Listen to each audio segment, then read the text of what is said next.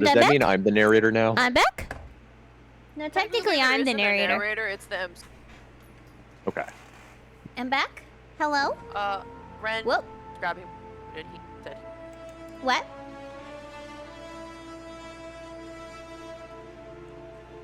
Does you guys gotta start yapping so they can hear, so I can make sure it's all okay. Yep.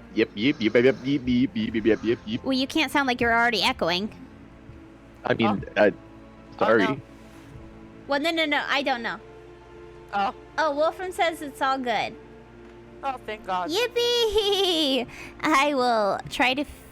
This is a temporary fix. Hopefully I'll be able to fix it later. Yeah. It was fine on Tuesday. I hate technology. I don't know why it doesn't work now, but... You know. Yeah, my audio goes through a separate sound thing. So that's why I wasn't echoing, but you guys were. Dog scuff emote. I do need a dog scuff emote. We just need to spend a day just getting you like fully set up. We do need... I need a bunch of... alerts, yeah. I've been putting it off. Oopsie poopsie. I've got some ideas. Okay. Alright, okay, I think we're finally gonna get into it because I just don't want to wait no more. It's almost 7. Ah! Wow. Okay. We're good. Spell Candle. I'm back for round 2. Spell Candle. Good game. It's a demo. It's really cute. It's set in a magical world with magical candles. Kara is incoming. Kara is incoming, I'm getting told. It has 4 hot men. Yeah, as you can see in my title, my hot boss, a beefcake of a man, a pretty fish man, and a lonely puppy. Spooky Pookie! I was gonna write Spooky Pookie, but then I'm like, is that weird? No, he's not my Spooky Pookie. That is some true shit. He's not yours. He is not my Spooky Pookie. I get dibs on all. I'm kind of into my boss, if I'm being honest. Okay. Okay. This game is free on Steam, so if you like it, you can go get it. Well, it's a demo. The demo. Free. Well, yeah. Well, you can get the demo. The full game's not out yet. Okay. We are just gonna start. New game. Well, I guess there is a narrator right here. It's you. Oh, I guess that's me. I mean... Or is that you? I don't think this is me in the beginning. Isn't it an actual narrator? Greetings. Kara! Hello! Welcome, Kara. He pops up. I guess this would technically be me. Would it? Yeah. Because more shows up in the background. That's true. All right, get God, your more voice on. Need to drink some water. Oh. Drink some water. Get your water. Get your monocle out so you can. Hydrate. We had a lot of tech issues, Kara. I heard briefly on my way in. Yes. Leave me alone, Wolfram. Already thirsty. Have you seen this man? Okay. Oh God. Okay. Whenever you're ready. How far are you willing to go into the war, Glass? How many parents would be willing to sacrifice? How many brothers kill? Your mic is cutting out a little bit. Like, Let me see if I can turn you up a little. okay. Maybe that'll help. Is your mic sensitive? I don't know. Hey, there's the Spooky Pookie. Hey, look at him. It's just his back. Would you grow numb in pain? Become a zealous leader? Sacrifice anything?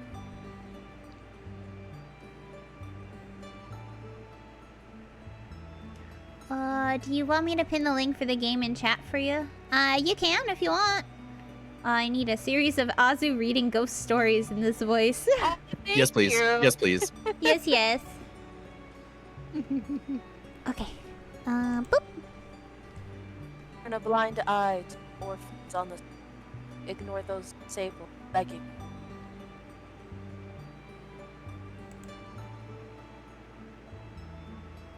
Steal, bribe, and extort.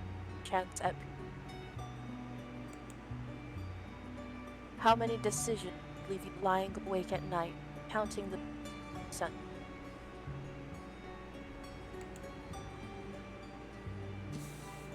Can living in a war for millennia be considered light?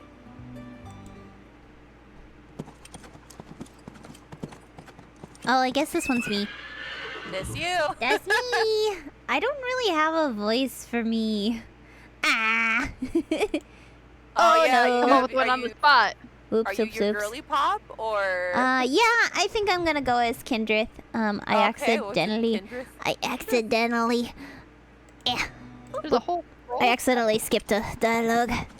Good I job. never really gave Kindred the sound, a voice. Hot. Pressure. Yeah, she's kind of hot.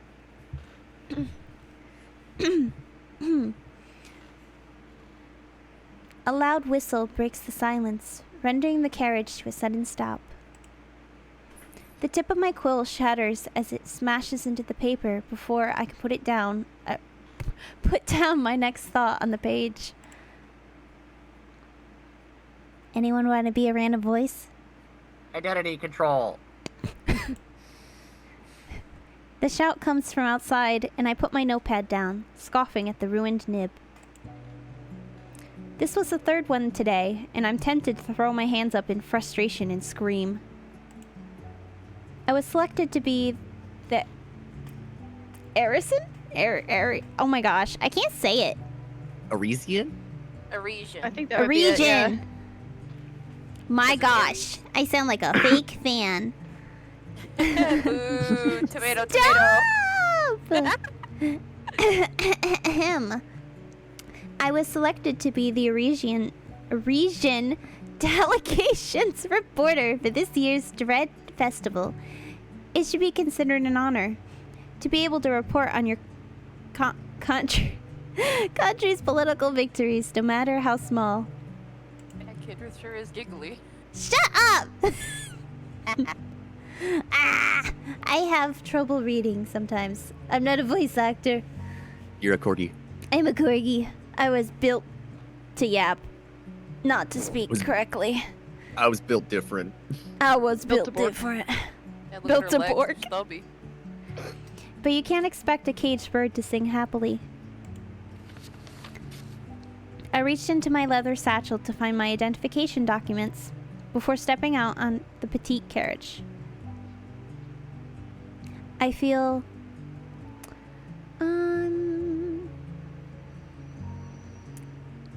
curious to finally get a peek at the outside.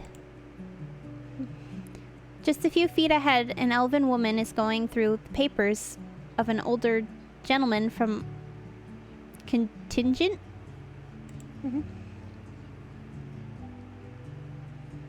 And what Who role wants to do be you the fulfill within this delegation? I figured it was the same character. That's a woman! Oh, well, There's Damn. no indication. It just says elf. there literally isn't It any did. indication. Well, it said elven woman at the beginning when I was In the describing her. beginning. Yeah. It's fine. In It's the fine. beginning. Look Her at you voice. picked- Oh. Her voice. Her voice Identification, is, please. is like the sharp pointed end of an ancient spear. I am the senator representing the region of the Beastlands. The elf sniffs the air around the delegate and frowns. She's beautiful. Glimmering mercury eyes peek out from underneath short bangs the color of milky quartz. Her skin, like deep iron ore, glitters gently in the rays of daylight. This is the skin of a killer, Bella. Stop! I was taking a sip of water, you heathen. You're welcome. Jeez. Gosh, can we take a moment to appreciate the writing there, though? 'Cause dang. Whew. I love the They're- description. The She sounds description is so pretty. pretty. Mm-hmm. MC too sapphic for this game. Hot man! What hot men? After a very thorough read of the man's identification documents, she hands them back to him without a word. I find myself nervous as the elf's long knife-like ears twitch and her attention shifts to me. I'd never seen anything like it. Her cold gaze examines me from head to toe before she reaches a hand out.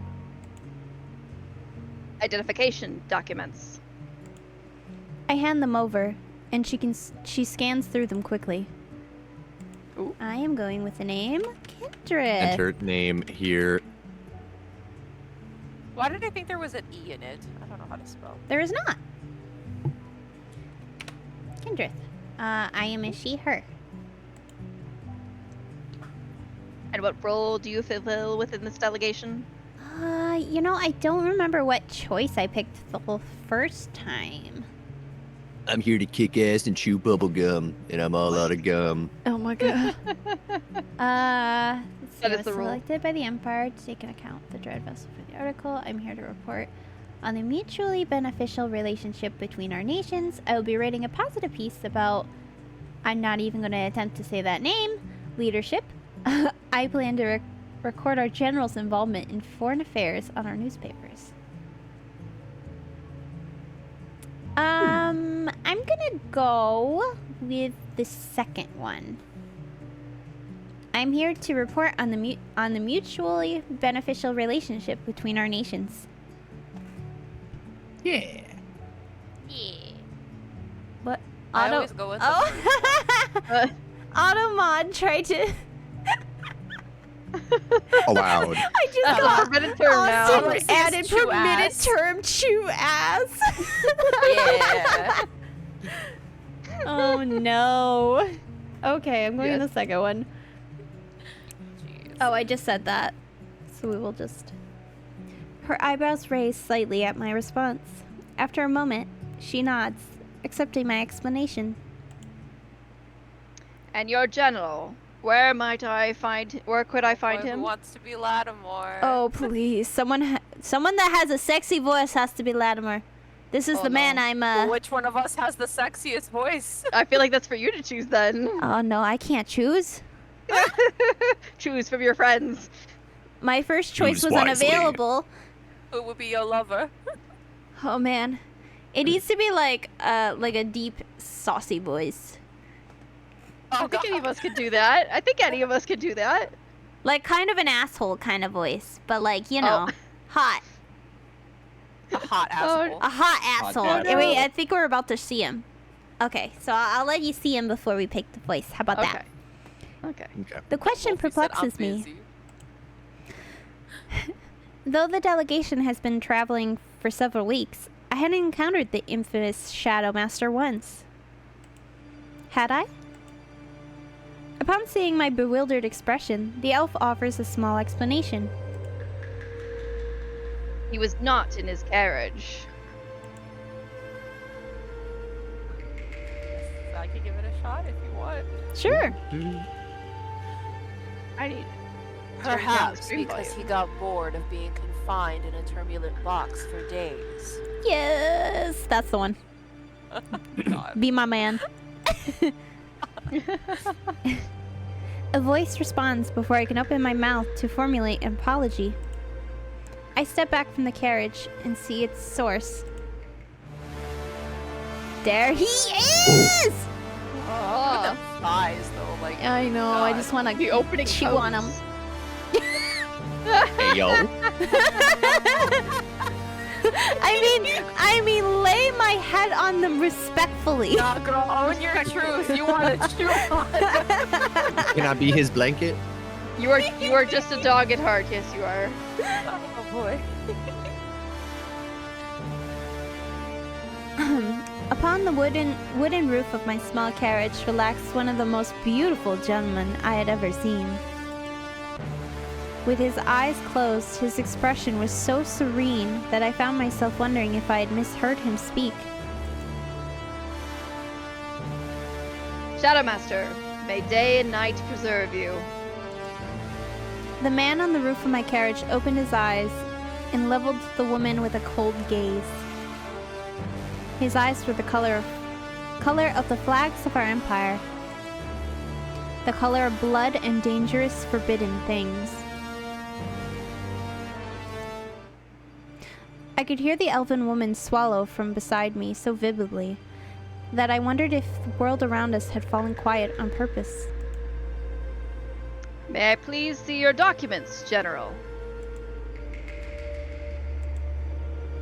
A frown crossed his features before he quietly sat up, slid his feet over the edge of the carriage, and jumped down with the grace of a cat.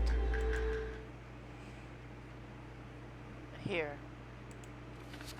He pushed a stack of documents that were so thick into the hands of the elf that it made me gape.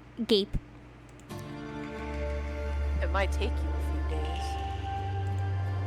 He smirked, and I wondered where on himself he kept a pocket large enough to hold all that paper. Woman's secret.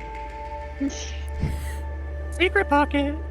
The elf blinked, scanned through the first few pages, then flipped through the next few with shaky hands, her face growing paler by the second.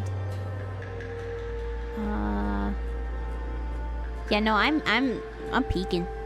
You catch the You gotta words, permitted legal assassination, poisoning at discretion, lawful use of force to acquire necessary information, including dismemberment.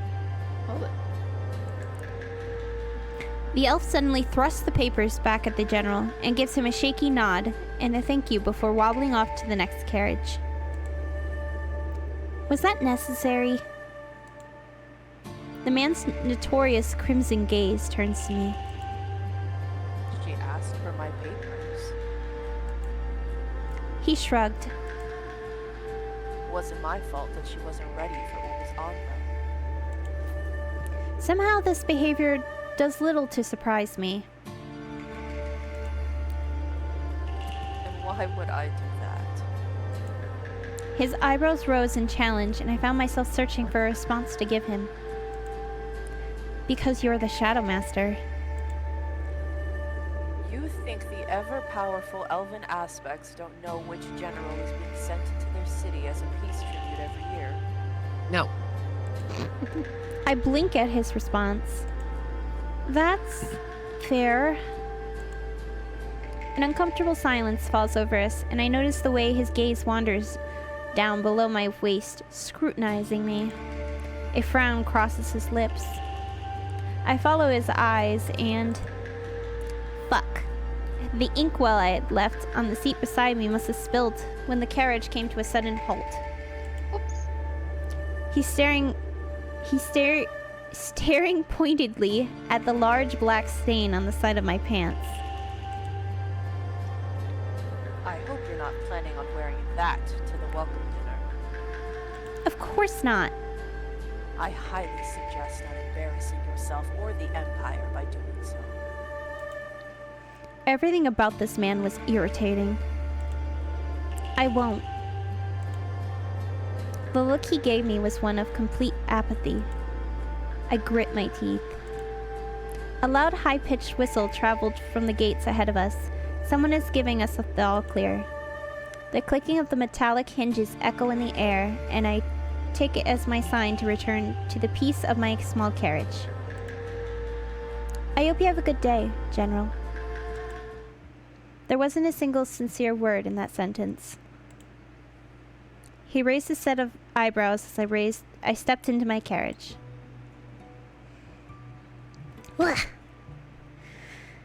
Making sure I avoid the spilled ink, I turned around and shut the door in his face. Childish reaction, but his expression was well worth it. Yeah. Yeah. This man is irritating. It's hot though. But God, is he hot.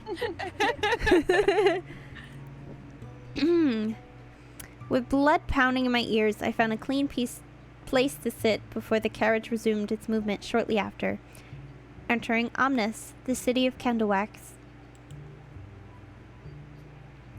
The capital city of the elves. I find myself eagerly peeking out the window, making a continuous effort to forget the fact that I may have just angered one of the most dangerous men on the eastern continent. My eyes wander between the many tall buildings made of marble adorned with golden embellishment before lingering on the rectangular houses with the roofs assembled from the slabs of multicolored quartz. They're illuminated by the withdrawing river of light, the path of the goddess of day. All structures bask in the warm rays, coloring in various shades of brilliant oranges and gold. It is a breathtaking view. We pass under a long archway of stone upon which I can hear the bubbling of running water. Babbling? Water babbles? Dozens of half-burnt candles of sundry colors and sizes sit atop each visible surface. I find myself itching to see what these streets look like at night. My thoughts quickly bring me back to the journal in my lap. Quickly, I fetch a new quill from my bag and note down my initial impressions. After several days of travel, our delegation has finally arrived at Amnes, the legendary elven capital. The gates were guarded strictly, and our official documents and identifications were checked for validity. Validity. I can word. That's a big word. Word for gabbers. It's a big word for gabbers. This year, the great empire's leading envoy for peace celebrations is the Shadow Master. Cilantro. You gotta describe it. How did you feel about Lattimore? He sports a unique brand of charm that inspires the awe of everyone around him, Unique. like a hurricane or some kind of horrible natural disaster. Same, bro. Same. He's so cute. He has a way with words. I am blessed to be able to experience the elves' exaltation X-lax. when around him. Not X-lax. X-lax. At least Yeah, what? I'm not the only one terrified of this monster. We meander through the roads for another 20 minutes before the carriage comes to a final stop in front of the only building that looks terribly out of place. Oh, bam. This beautiful shot. I love the so art in this pretty, game. though, It's like, so God. pretty. The background art in this game is just gorgeous. Yes. I was I'm- gonna comment on the fact that I liked how they showed the carriage and then the background would just change as the passing of the Yeah. carriage. Yeah. Cool. I'm excited to see what else they do. I know. It's only gonna get even better, man. Yes. The tall rectangular Pagoda. pagoda that serves as the Eris Empire's Embassy. It's okay. Embassy. Take it slow. at Omnis. Ah! As I disembark, I spot the general already disappearing past the red curtains. He doesn't spare me a glance. Oppressive prick. I'm given a small but pleasantly furnished room in the embassy and quickly ditched my pack there before heading out into the city. I need to find a tailor somehow.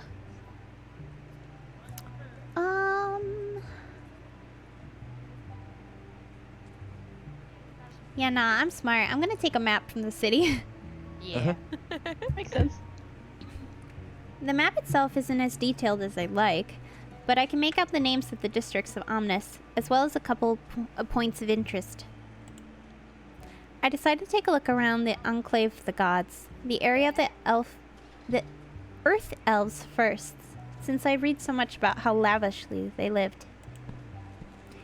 Takes me about 15 minutes of walking and sulking about weird alleyways before I spot a cylindrical structure of rose marble. 2 golden curtains embodied with large designs of a spool with pink string hung from around its wide open doors. Dark letters spell out the words, "The Hour of the Golden Ones," right above the entrance of the building. The gentle strum of the mandolin came from inside, heart-wrenching, intense, soulful, and yet somehow welcoming. I step inside, yet I find myself incapable of spotting a single worker. At least not until 3 shadows of varying sizes shift from behind a paravan of curtains? Maybe Paravan, I'm not sure. Paravan? I think it is it's caravan. They speak in some language I do not recognize. Yeah, they sound like. Speaking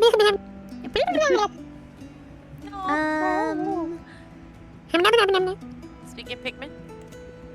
Excuse More like me. Animal Crossing. I'm looking to buy. As I hoped, that made the moving shadows pause behind the paravan.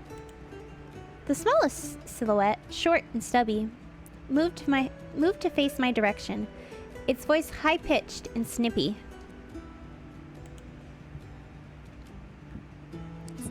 Time.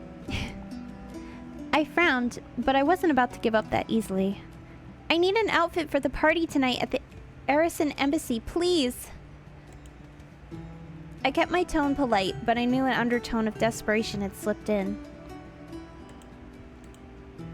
I didn't want to see the general's smug expression directed at me tonight. A short silence followed, filled only by gentle strum of the mandolin.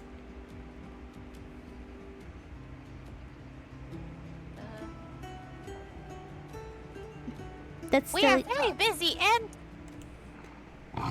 Woo!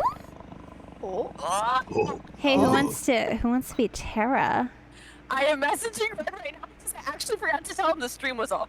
Oh my gosh. I'm an idiot. I'm sorry. Hold on. Oh, he needs an invite to the Discord. He has one. I sent it to him. Oh, you did? Okay, well... Yeah. Oh, Well- is he the one that joined? Oh, he did join. Probably. Okay, What's happening? he needs permissions to get into the Discord. Or the talk channel, though. Okay, he's gonna be back in the room. Hold up. He's coming. Tara's growling, everybody. Just give him a minute. Let him set his ambience. He needs a minute. I'm so sorry. I'm like, oh shit, wait. I'm sorry. We forgot Tara! We're missing someone. That was my bad. I forgot to tell him that we got everything back up. Oops. Okay, he's good. Tell him I don't have his bells.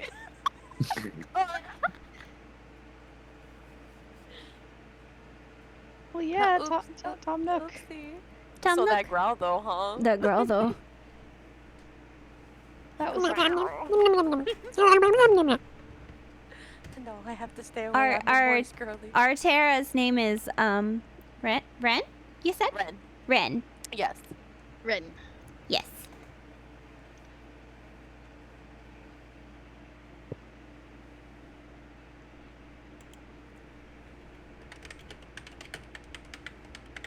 More pretty backgrounds though. Wow, look at them. Do we want to do curtains. the thing where we see the character, or are we waiting? He says something right. He after does say this growl. something right now. Yeah. Okay. Sorry, guys.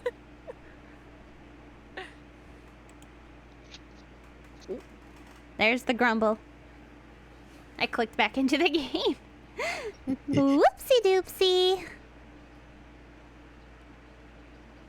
Can I you? am just a little demon. I forget. Should. Bop, bop, bop. Do we need Grumble? Well, we have a grumble. He is Okay. just not here. Okay. So how did everyone's days go? Well, you know what? I hate summertime. Summertime sucks. Summertime sadness. Summertime sadness. It's very hot. It is very hot, and You my get me. my finger is still bruised. Oh yeah, Gabber's messed up her paw. I did. She smushed it. It's a very small bruise, but it still hurts. You should have seen me No, trying she's to play. limping, you guys. Poor I was trying to puppy. play a game called Peek the other day with some friends, and you have to use your pinky to click shift Ooh. to climb, and it hurt because I was putting Oh. pressure on it. Did It you was a guys end up bad getting to the time. end? No. No. No, we all Okay, died. okay. Okay, I was kind of sad I missed out on that, but I'm happy to attempt it again with you guys later on. Yeah, no, we ended up dying in the game. Yeah, we died Okay. real We bad. died It's miserably. time for you to go to the farm. Oh no! What? The butterfly farm, right? Oh. Yeah. Yeah. Gives a whole new meaning to look at the flowers. Look at the Oh, God. flowers. Oh God. Oh my god. Oh, goodness. You're gonna tell we me have to an think of the ETA on rabbits him? next? It would be the rich guy that's the late one, though. I'm gonna be real honest with you. That's true. Damn rich people. Is he Fucking Is one he- percenters. is he coming? Do we have an He's ETA coming. on him? He said, going back to his room. I'm like, where were you? Where were What's your- you? Hey, They're not in 2 minutes.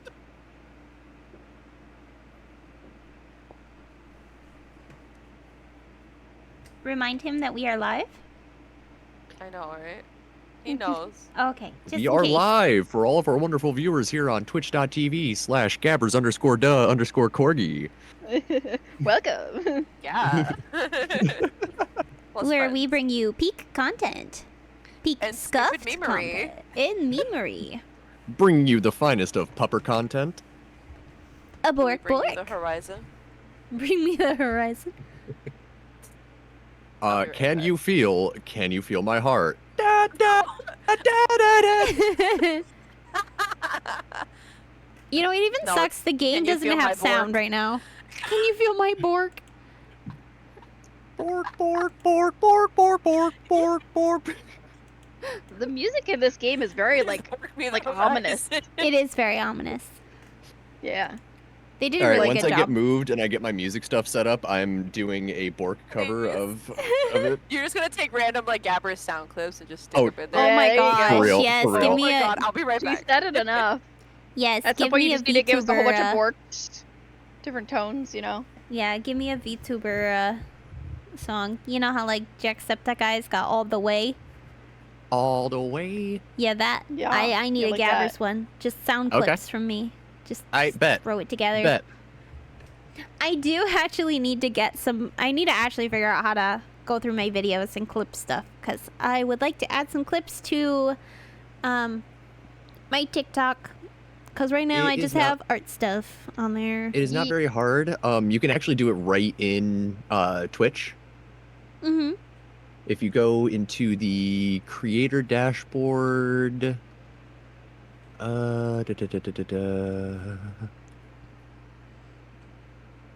if you go like to the videos themselves, you should be able to, like when you're watching it. Oh man, I don't have any of my own. I have a bunch of stuff clipped by Q. Yeah, he went through and did a bunch. I see this. I'm about to steal didn't some know of that? those. No, I did that. no, I just went through and I'm like, oh, what are all these? Yeah. Neat. Okay. Okay, okay. I'm sorry, this is the boring part of the stream because we are missing people. We were Yeah. a little not prepared. You just go directly to your page. So here's me here. If I yapping. go- Yep. Yep, yep, yep. Yippity yap yap. I don't have next stream planned because the new month. Oh, Whoops. yeah, It you'll is have a to new get month. a Yeah, new I gotta get schedule. the new schedule set up. Or might we say schedule? A schedule. Need a new schedule. I do have to say, Ozzy and I were talking and we're thinking, well, I was thinking about it before, but I think about like to solidify it, maybe, of VN Thursdays. Yeah. Where we just do Neat. like visual Great novels idea. on Thursdays. Yeah, that'd Also, be who fun. wants to be Tara? Because I had a little quick chat, and I don't think it's gonna happen, but that's okay. Okay, that's okay. That was Oh. on me. Okay. I should have been more timely with it, so I take responsibility for that. That Who wants is to be okay. Tara? Who wants to be a beefcake? I Hot mean, lion daddy. Hot I lion haven't- daddy. I haven't done nothing yet. You so want to I be a guess, hot I'll lion love daddy? to. I guess I'll be a hot lion. Okay. do In it. that voice, yes. No. He's a rich hot lion. I'm here to seduce you. Do I need to change rooms? Hot lion daddy. We ready? What? Help her. The command rolled through the chamber with a low rumble. I felt myself tense as the tallest figure turned to face me from behind the curtain. But Natura, The growl grew louder. as you wish, Natura. The tone was Reverend. reverent. Yes. The tone was reverent, obedient. Language now fully switched to common. Oh, there's the music. It came back. The Paravana curtains rustled as a short elf that looked to be within the late years of his lifespan stepped out to help me. Right this way. I was quickly led behind another small Paravan. I am Cupio, one of the designers of the Hour of the Golden Ones, and your extra hand to look your best today. Will you be needing help undressing? The question caught me off guard. Yes. No. No. Yes. You either refuse or refuse. Yeah, I refused politely. politely. Thank you for the offer, but I'm accustomed to dressing myself.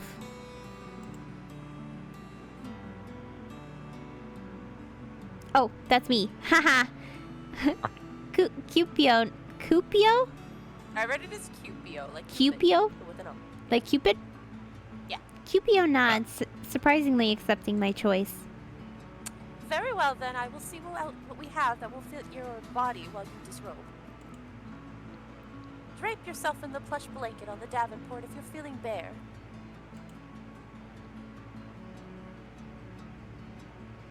And do not be concerned, we change them after each client that refuses to take it home with them.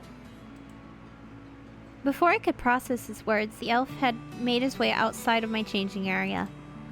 It didn't take long before several beautiful outfits were brought to me. Cupio made it his mission to look everywhere but at my body as he delivered them and exited.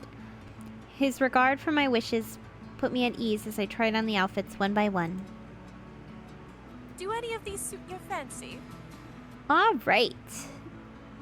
I believe each one of these correlates to a favorite of the men.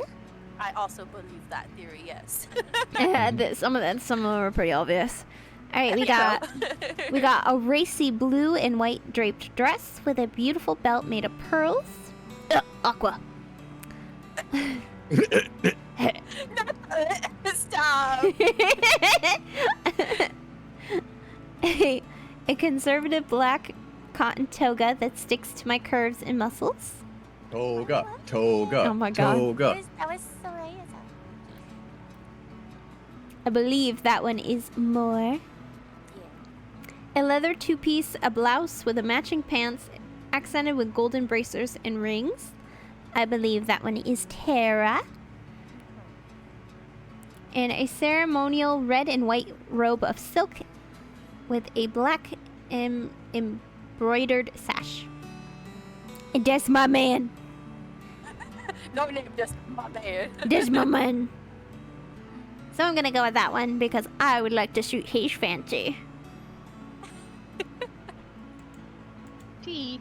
Unfortunately, you don't get to see the outfits. But we And you don't both have drawn art up for it. our views on them. Yeah. Maybe we'll get art of it someday. Although I think they would probably want to leave it up to like interpretation. Interpretation is I think I fair, like but that. I would like to see what Dusty's like thoughts on it would be if they ever want to like show. I wonder if they actually What have they it sketched visualized. out. I kind of want to ask now. I'm sure they have a sketch, but they just That didn't doesn't share know it. the secrets. This looks like something one of the generals would wear back home when they held their conclaves. Fancy, formal, yet not overly conspicuous.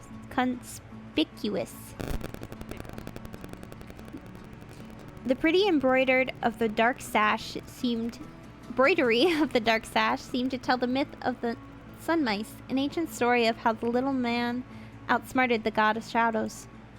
This outfit felt comforting and brought a smile to my lips. Oh, a good choice. Oh, you never saw that? No, because I always pick the toga. Oh, yeah. I've picked 2 different outfits now. Yeah, I've always picked this one. But I did pick the leather 2-piece once. Oh, that's right. Yeah, because I did a Terra route. Yeah. The tailor appraises the way the item of clothing sits on my frame. Is this outfit to your liking? Very No, it's much trash. so. Lovely. Now please follow me to the lockbox. I nod and exit through the heavy curtains to join the small elf at the pay desk, not expecting the looming figure that pushed past the caravan across from mine. Hello. There he is. Oh my.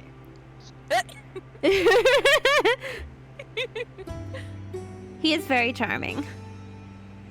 I find myself face to chest with a being unlike any I have ever seen before. A tall crossed man and monster. A tall cross between a man and monster with a powerful body and rich skin tone. Also, you know his height. Terra is 7'2", if I'm not mistaken. He is Well so then. tall. Big man. I mean, it's not exactly human. He's the tallest of the boys. He is the tallest. So it's not kidding when it says face to chest. Yeah, no, for real. Face to chest. Hot, tall man. We love to see him. As I look up at him, his eyebrows jump in surprise before his lips twist into a tameless smile. That's you, Austin. Yeah. Seems like I made the correct choice. Oh. Excuse me? Getting you dressed? His voice was like a low purr, and I found my cheeks heating as he made a show of admiring my outfit of choice. You're stunning. Thank you. A large tail swishes back and forth behind him as he tilts his head to one side. Doot. You used a big old key. I think I usually Meow. choose the top because I like teasing. And he's not exactly dressed. Well, he is dressed. This is what he normally wears. But, you know, you see a man with no shirt on. You gotta assume. Will you He close mostly naked. He is mostly naked. But Yeah. I'm not complaining. For real. Did you also manage to find suitable clothing? What I'm already wearing will suffice. Oh, look at that smile. Oh, I know, he's so pretty. My eyes wander over his Herculean Herculean. body. I haven't heard that word before. Everything on this man, from his robust torso down to his powerful lion-like legs, seemed as if it should have been carved out of stone by a sculptor. I'd never seen someone casually show this much skin outside of a bedroom in my life. Are you sure? I have faith. Did his eyes gleam, or did I imagine it? Now then, let's go sort your bill out. Giving me little chance to respond, the creature moved to stand in front of the tailor. I didn't even realize she called him the creature. Ow.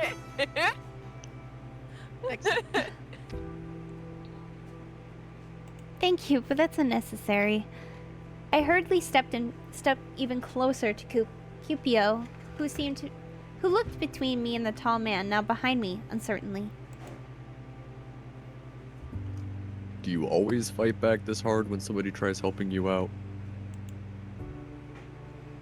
I know I've given him a weird look. I know I've given him a weird look when his smile widens, showing off a pair of sharp-topped canines. Yes. Ooh, the smile. This is the smile that gets me. Cutie patootie. Every time this smile, the fang is what gets I me. know. God, yeah, Tara's the one who drew me into this game, but I knew where my loyalty lied when I kept watching their TikToks, but Tara made me, like, curious. He is so sweet. He is. An amused hum leaves his lips, and I find myself wondering what it is he gleaned from this curt line of questioning. This isn't a battle you need to fight. Your purchase is on me. Consider it a gift from the Terra of the Elves. I freeze in place as the tall creature crosses his arms in front of his chest, refusing to take no for an answer. His lion-like tail switches back and forth as if taunting me to attempt to refuse this kindness.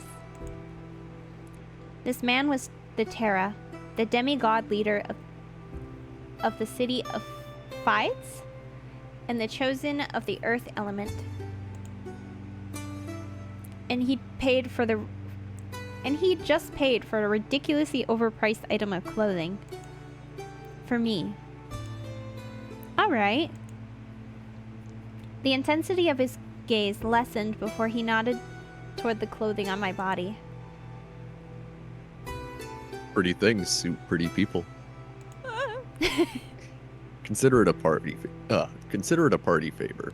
You are a guest of the Dread Festival, right? I nod, and he gives me a brilliant grin. Ooh, that grin. I know. Then please, make yourself at home in our city. The words "a million people would kill for this chance" echo in my mind, and I find myself smiling back at the demigod. Thank you. It is my duty, and incidentally, my pleasure. Excuse me. I find my cheeks heating a bit at his tone. I should be on my way. Of course. I'll be seeing you tonight then. I pick up my old clothes and my pack before bidding Kupio and the Terra the most dignified goodbye I could muster. Goodbye. What was that? Have a great time. Now, what way did back to the embassy look like? I started Damn, retracing my lost. steps, but quickly found myself unable to deny the itch to put words on paper over the most recent encounter.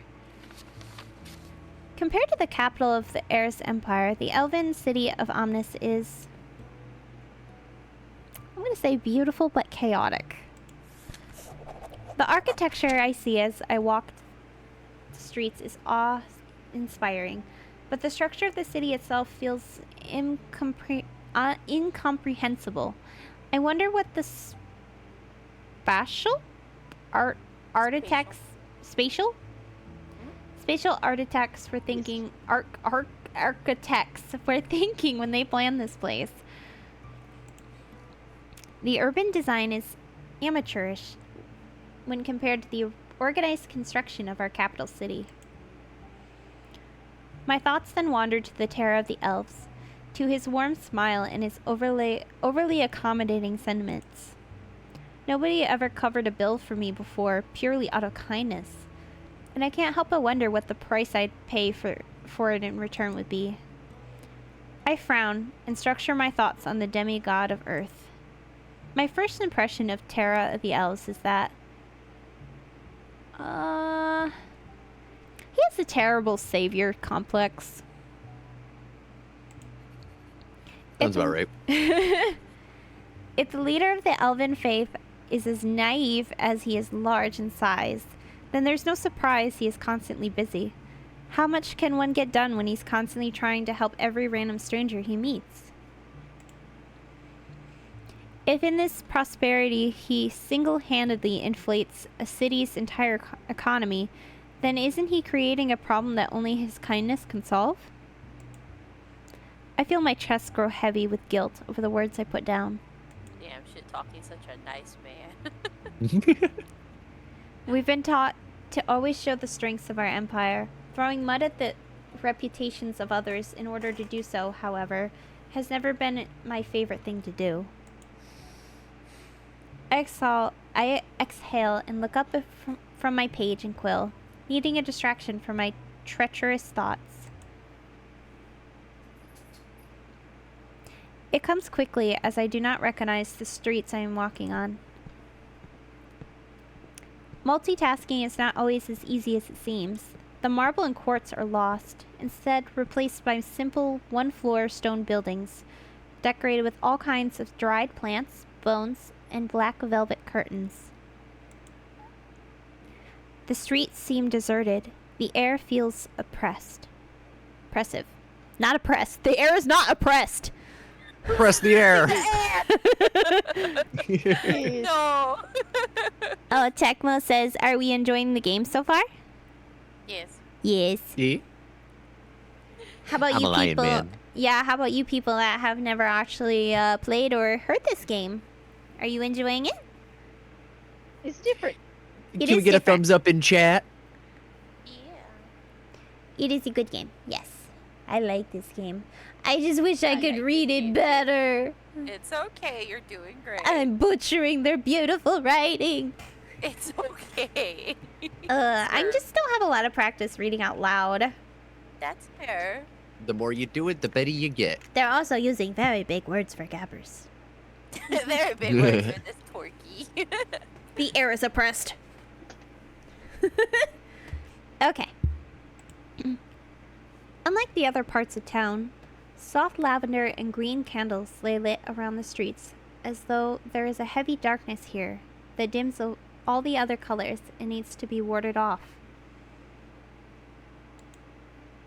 Silence stretches over me in a way that has me glancing back at my shadow. I don't know why, but this place reminds me of some of the worst moments in my life. The passing of my late parents. Who is this, Batman? It is a dark We're in alley. an alleyway. So the game is meant to serve as a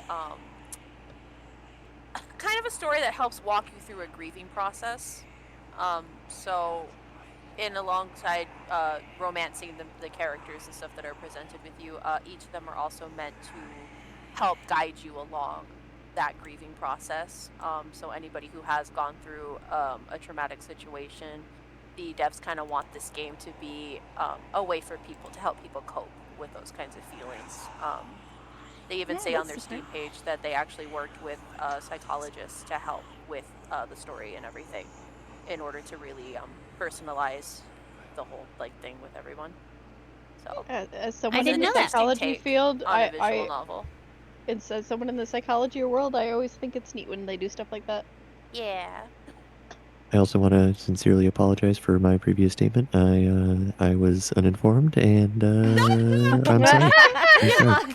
Thank you. It could also be You're Batman. I okay. mean, It's okay.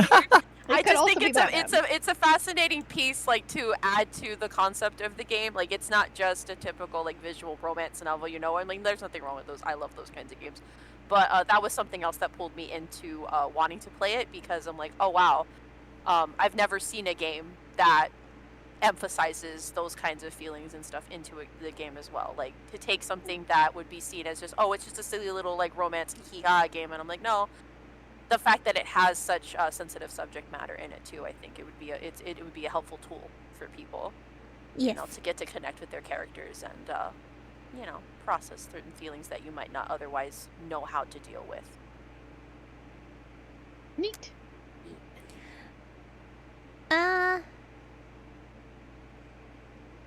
With that being said, I have no idea what I picked before. I think you told me that it was a near death for Kindred. Oh yeah, that one. I did that one.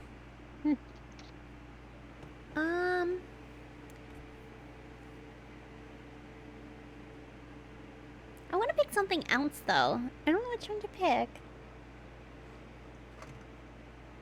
You want to make it more personal for you, or that's on you? That's up to you. Well, you know what? I'm trying to go pick if it's more personal for me. That's why I said. It's Well, okay. Oh, I clicked the wrong one. That- Ew. Just Can I roll go back? Just roll back. Go back. Shadow. Reminiscent in my Run it life. Okay, this is what I want. An experience that changed me. Left a void in my chest.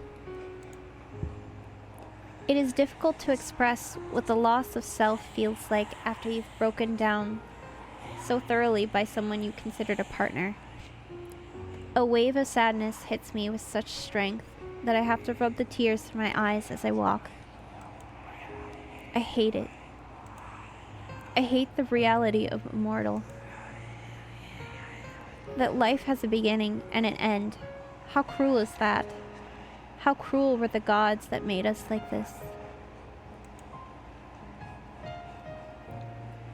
I take a deep breath and focus on the teachings of the Heirs Empire. The way to fight back the demons that attempt to conquer you. I need to keep myself occupied and focus on the things at hand. I need to take everything step by step. I'm going to try to retrace my steps.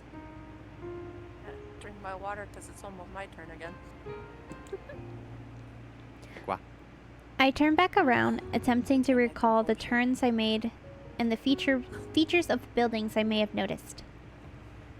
Did you say something? No, you go ahead. Okay, I thought I cut you off. I'm sorry. Oh, you're okay. I'm Oh, good night, Tecmo. Good night. I'll miss you. Good night. Thank you for Good night. stopping by. I miss your hair. I took a drink of water. I almost spit on my mic. You know I had to bring it up. I'm sorry.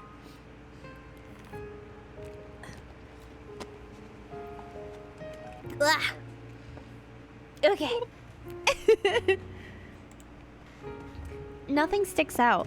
There is no landmark that feet lead me to, or that my eyes recognize. Haven't I already been on this street? I feel as though I'm being watched. I find myself constantly glancing around the vacant windows and empty street corners. A cold chill climbs up my back as I reach a few doors without windows or candles. Was this elven magic, or all just in my head? Was someone playing tricks on me? When I stop to readjust my pack, I feel something wet hit my forehead. Oh no. The darkening skies above surprise me, and I have barely a moment to blink before I'm caught in a downpour. Not my new outfit! Oh Yeah. The rain is so I thought it was heavy gonna and be like a tomato. the rain is so heavy and cold that if I don't hide somewhere quick, I'm sure I'll be sick during tonight's banquet. Lies, you can't get sick from the rain. Maybe in this world you can. Maybe in this world you can. Shit. Pneumonia. At this rate, my notes will be ruined. I break into a run looking for shelter from the downpour. The only place I managed to find on such short notice is underneath a small staircase.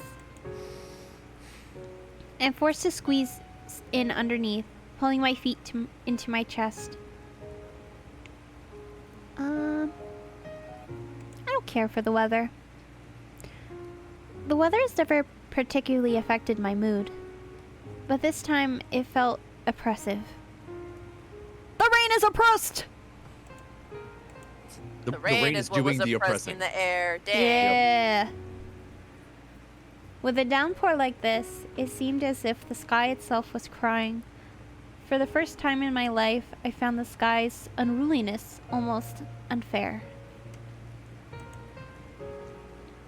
By force of habit, I find myself closing my eyes and listening to the sound of raindrops as they hit the cement. I breathe in the petrichor, and allow its familiar smell to calm me. I love the smell of rain. No, it's stinky. No. You're wrong. I agree with the stinky actually, so You're No, both I wrong. don't like Y'all the wrong. rain. Uh-huh. I There are know two you don't kinds of like people the in rain. this I'm lobby. sorry. My OC likes the rain We're though, having so that. you know Soraya is, I guess, in y'all's right, but for me, no. I love the rain. I mean, I I don't love the like. rain, but I don't like the smell. I like the smell. I love it. Thank you. Despite my feelings, I find my earlier unease evaporating, melting away with the minutes. Poof! Me! It's me! I'm in the game! Gabber's in game. Azu, prepare. I know. Control thyself. I open my eyes to the sound of a bark and find a small puppy, tilting its head at me. When I blink again, however, I find that I must have imagined it. There he is! What stands before me instead is a tall man dressed from head to toe in black. His 4 eyes are a startling green, greener than the purest jadeite. He's so beautiful. He is very pretty. Somehow he sticks out from within the gloom of the surrounding environment, perhaps because of the lit white candles that gleam in the lantern he holds up towards me. He surveys me silently, unbothered by the rain falling from the sky. His gaze lingers a beat too long on my ears.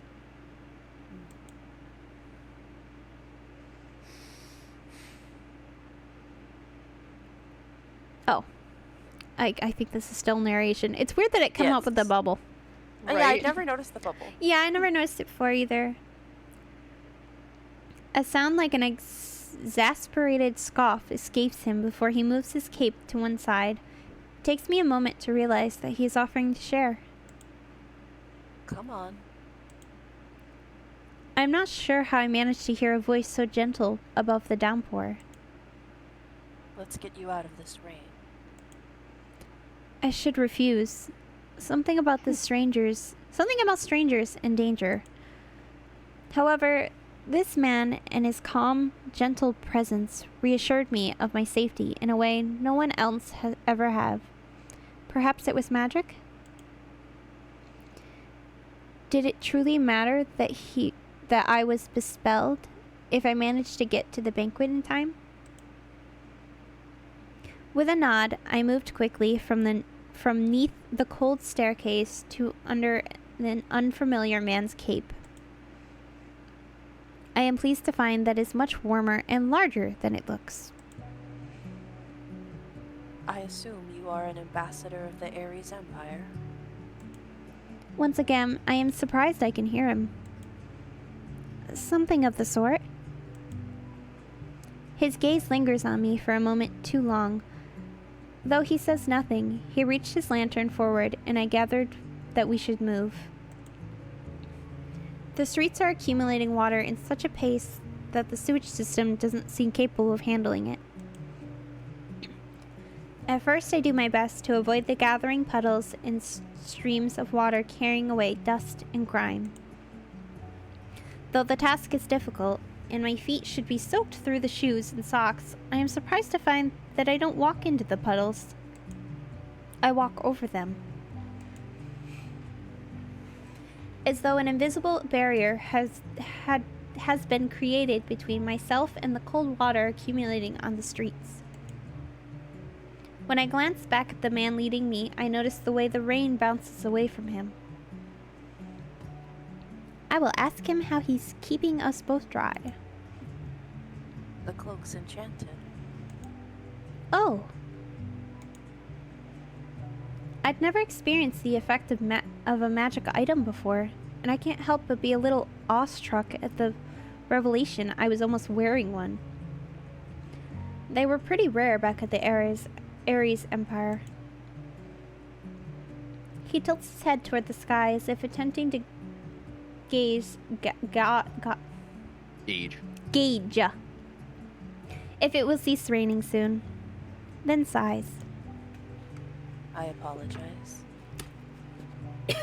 I need water. One moment. Thirsty dog. On a side note, though, the cloak is actually a really awesome idea. I love that. Isn't it Yes. so cool? God, I love this man. If only- His design if is so only in real yummy. life. Yeah, for real, if only in real life. He's so cool. It's like a better umbrella. The best umbrella. The best umbrella. Once again, it takes me a moment to catch his voice. Find how it is easy. I find how easy it is to miss alarming. Do you usually apologize to all the victims you saved from a downpour? He raises an eyebrow at my pathetic attempt at a joke. Only when they're unnatural, caused by the emotional experience of one of ours. The puzzle pieces click into place. Amor's current aqua, aspect of water, had come into power 3 years ago, yet he was powerful enough to cause such a deluge? Do all elven aspects have the ability to affect the weather? I can feel his gaze resting on me for a brief period. No, Oh, at least not without the help of spell candles. He said it. He said Roll it. credits. roll He credits! said it. I raise an eyebrow at the man as he guides us into a turn that leads us to the basic rocky building district. What are spell candles?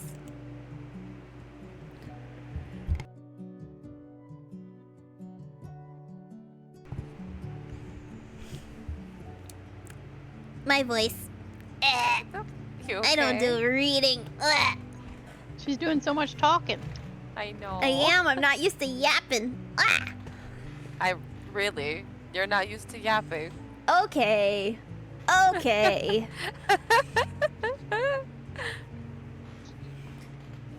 A few seconds pass without an answer, and I wonder if the cloak almost seems to grow heavier around me. A way to preserve pure elemental magic.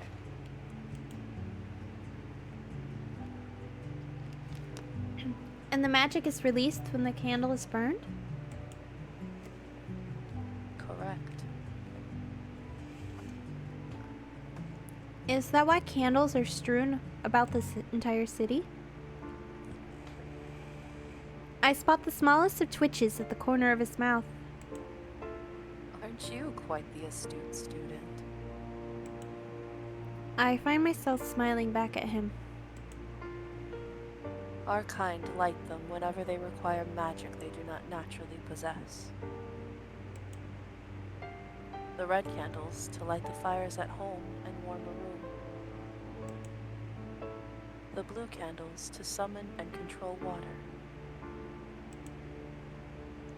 The effect to which anyone can use these candles depends on their magical ability, of course, but I think you get the gist of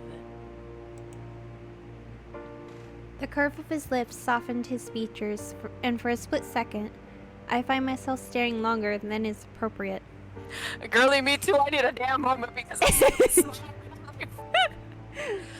fuck. I am absolutely smitten with this man. Oh god. He is a sweet man. He's so sweet. For anyone who's wondering, he is the lonely puppy in my title. Aw, he doesn't have to be lonely anymore. I'm right here. I'm right here. How do the aspects impose control upon candles then? The male beside me raises an eyebrow as the rain continues to avoid hitting his lithe features. The more I stare at him, the more I find myself at peace.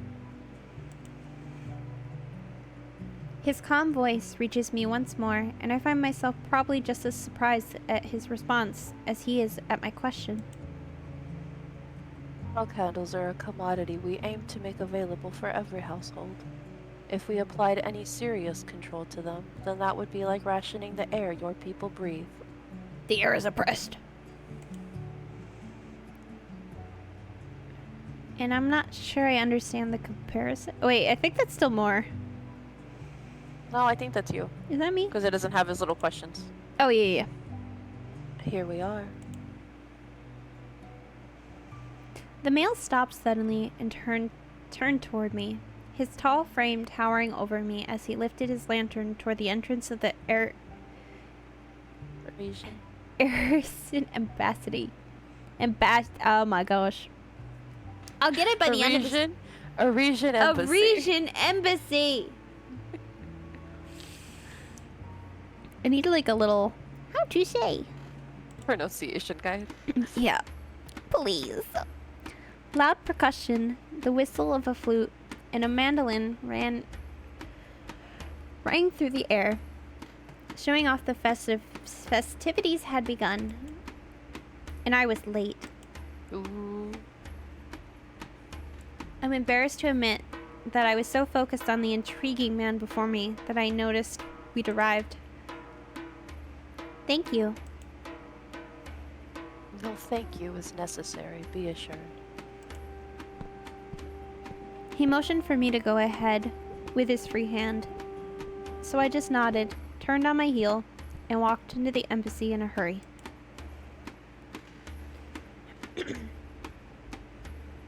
The music was much louder inside, accompanied by the smells of various sizzling meats and the bright light of hanging chandeliers. Water, earth, and death elves moved around in wild circular dances, dressed in such finery that I found myself thankful that the Terra had interfered on my behalf at the store earlier. One moment.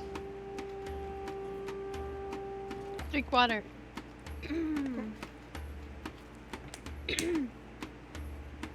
How does Wolfram do this? If you want one of us to take over for a bit. Gosh, dang, reading. Oh, I know it's in a first-person perspective, but... Okay.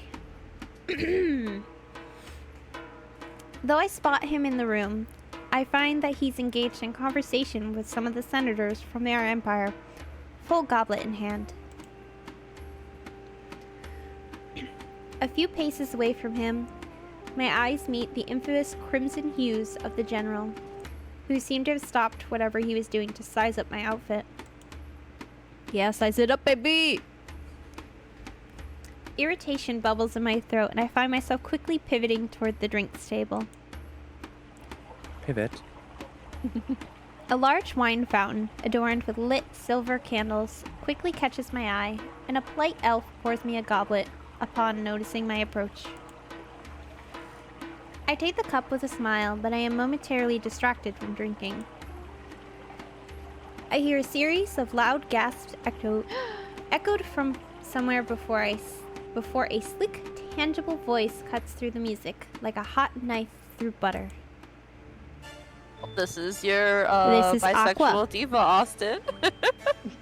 Oh, is this me? Yay. Oh, Oh my god. Obviously, I'm not using that voice. Okay. I was like, what? No way. No.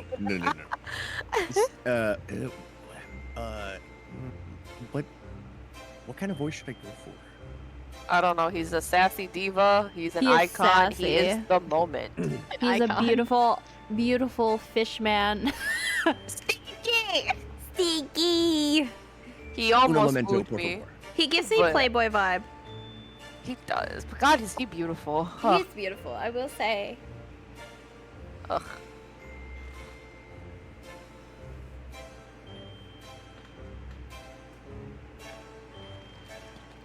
But look at that background. I'm not sure. I think I have it. I'm thinking a little bit higher pitched, maybe. You should have seen my impersonation in the car earlier today. Whatever you do, I'm sure it'll be fine.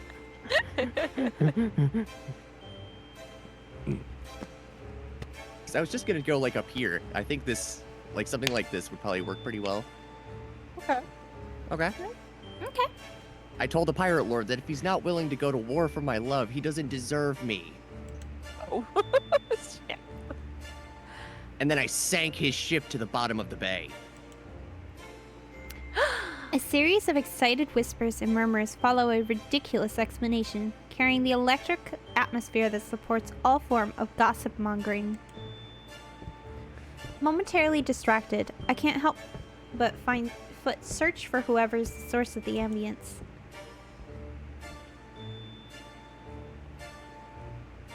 frankly, even if my sister and brother were on the marriage market, I doubt they'd be able to impress.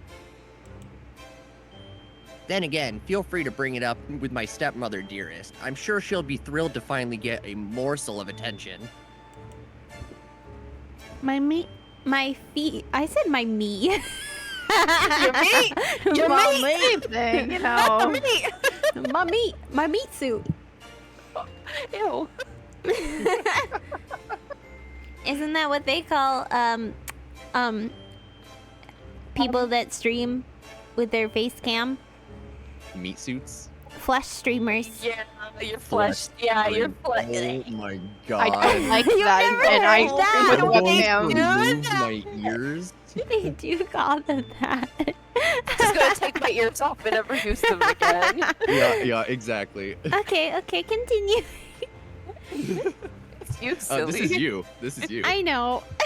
My feet move automatically as if charmed by scandal carried within every sentence of whoever is speaking. She I likes find the I am drama. led into the section of the embassy floor, transformed into a lounge by large chases, silk curtains, and burning incense. Jesus. Many gorgeous elves are piled on top of comfortable pillows, lazing around in eye-catching outfits. Yet when my eyes land on the male sprawled in the dead center of the crowd, I find myself suddenly flushed. I also realized that I hadn't voiced one of the main ones.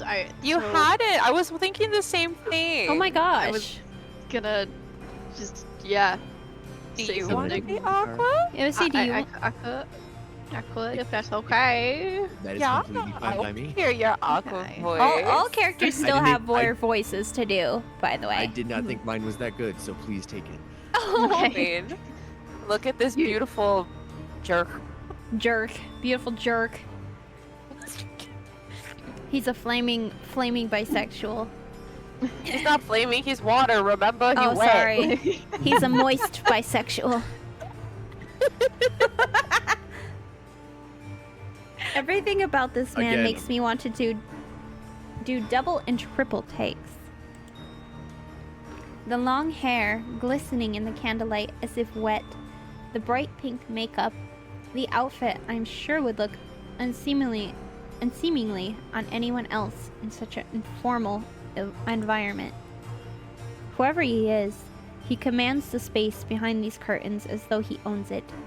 And he might as well, considering the way the hungry gazes of his entourage follow each breath he takes. No, Alright, Connor, give me sweetheart. some.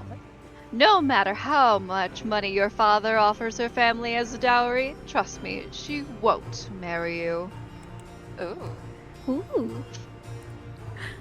He sounds so utterly bored with the topic that I almost believe that he isn't reveling in the attention he's receiving. His large smile says otherwise. Everyone knows that marrying for love is far superior than marrying for money. His gaze landed on me, and his smile widened. Wouldn't you agree? The pool of attention was dropped on me so suddenly that I found myself desperate to get rid of it. Big choices. Big choices.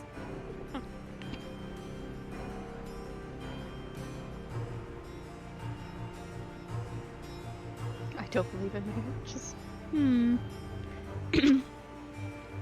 I'd rather not give opinions on other people's relationships.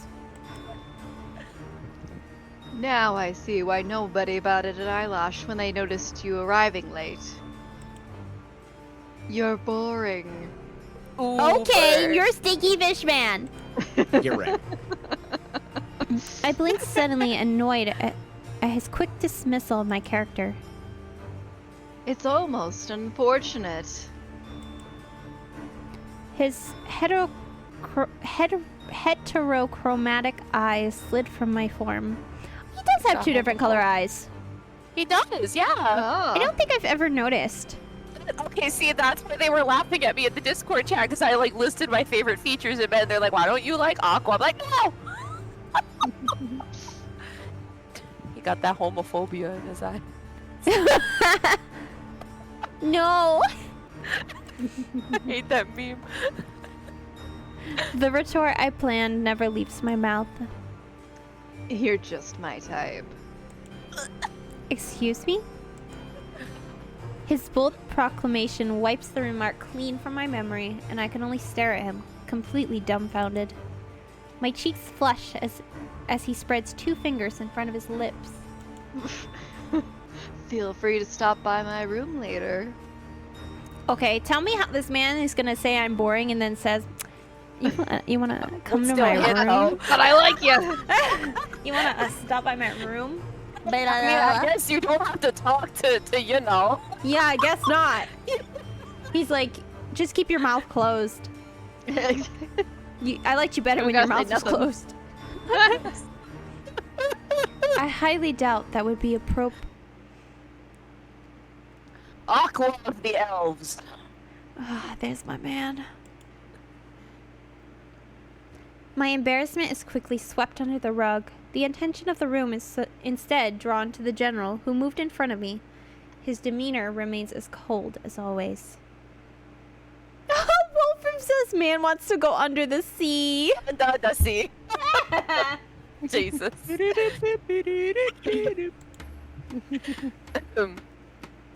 Ah, the Shadow Master. The beautiful man before me finally moves to stand in front of us.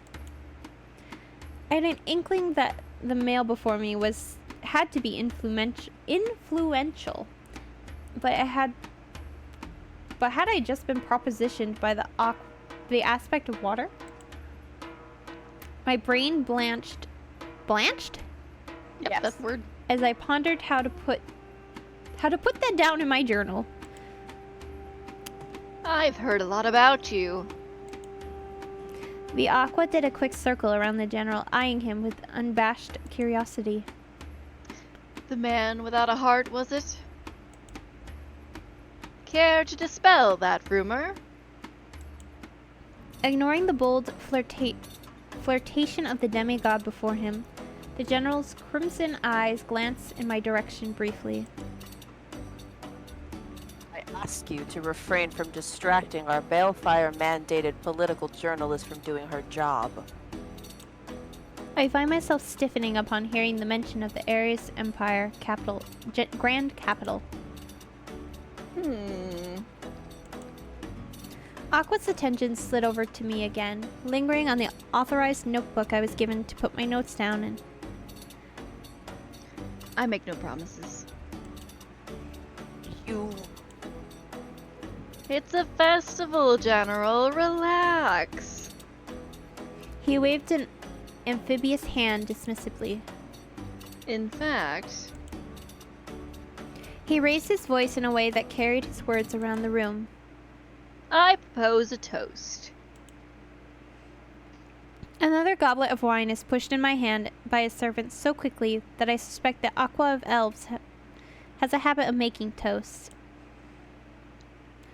Though the room is buzzing with excitement, it is quiet enough to hear a pin drop. Beside me, I notice the general giving Aqua a withering glare. To the Ares Empire, who have stood behind us thousands of winters. He raised his silver goblet in the air. May our festival once again nourish the millennium-old alliance between our two nations, so that we may stand together against the coming horrors anew in 8 months. Prost! I blink as the word is echoed around the room, and everyone erupts in cheers before drinking from their cups. I don't think the general is gonna drink, so I'm probably not gonna drink. Drugs. Drugs. I'm intimidating. Or imitating, not intimidating. I'm not You're intimidating. Why not both? Yeah, we Yeah. can. I'm intimidating. I press the goblet to my lips, but make no effort to part them. Whatever's in this wine, it smells like the sea. I pull the cup back to stare at its contents, noting that what was inside looked like a typical red wine.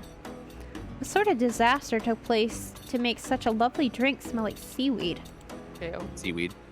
It seems I'm alone in my Said confusion, C, however. 50% weed. Oh my god.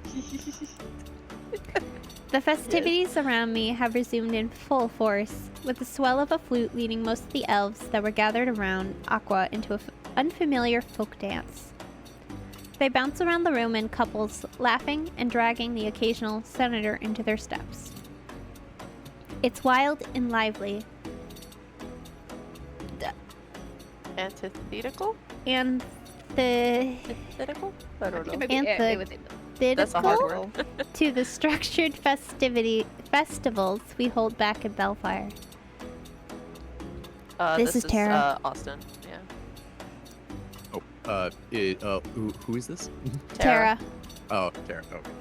Okay. It's an acquired taste. The wine, I mean, surf grape. They call it, A familiar voice comes from behind as I turn to face to face with the giant frame of the elves' Tara.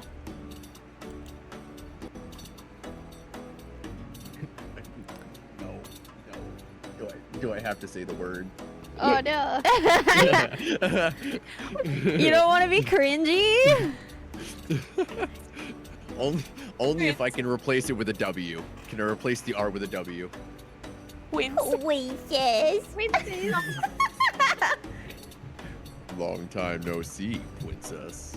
Oh my god. That's one of my favorite lines in this game. Hello, pretty princess. Hello, princess. Say that. What do you mean? Are you in another castle? It's good to see you as well, Tara. Planning to take Aqua up on his offer?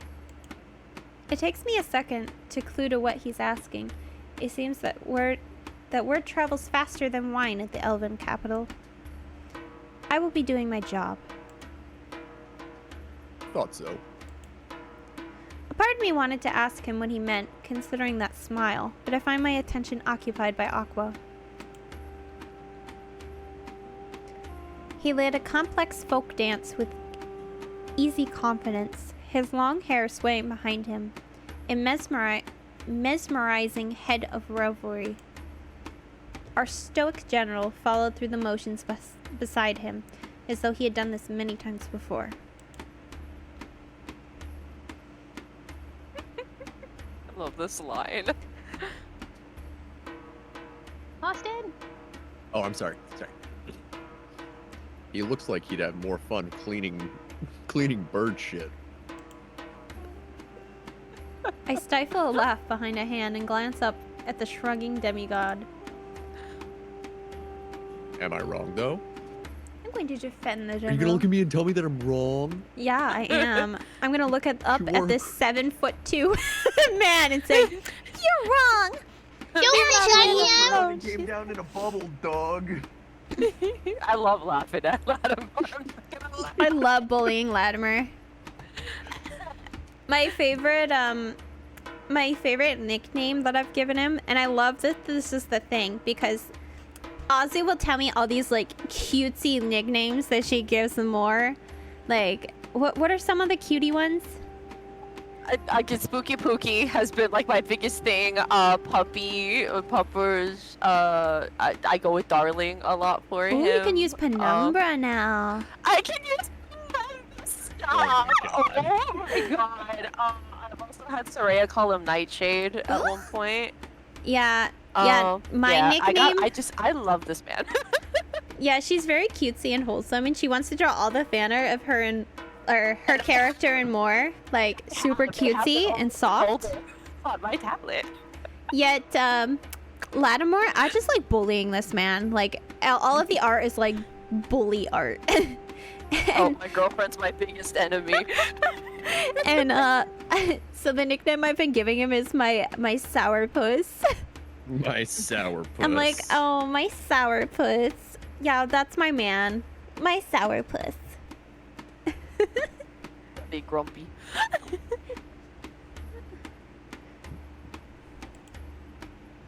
The journey to Omnis has been long. It's possible the Shadowmaster is simply tired. He's just eepy.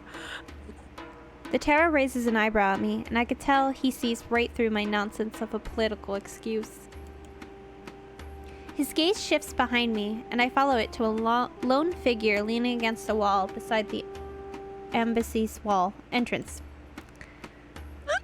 There he is. He got ears. My guide from earlier. His hood down, I am startled to see a pair of long lupin ears shifting from on top of his head. More Mortis, the aspect of death, the last demigod of the waking elves. And my husband. He is watching the dance unfolding around the embassy floor, but seems to be restraining himself from joining it. Terra nudges me with his elbow. You can invite him to a dance, you know. I'm startled by the suggestion. You know the steps, don't you? I nod slowly. I wouldn't be allowed on this job if I didn't. Well, what are you waiting for? I blink at Terra's words, suddenly feeling encouraged to try something new. This could be a great feature to put in the journalistic piece after I get home. I got to dance with.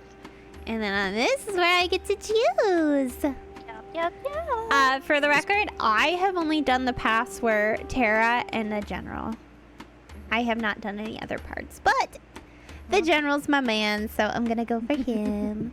Teehee. This background music got me moving my hips. Yeah, it's a good. Yeah. It makes you want to dance. Yeah, like, I it's don't know how good. to folk dance, but I'll learn right now.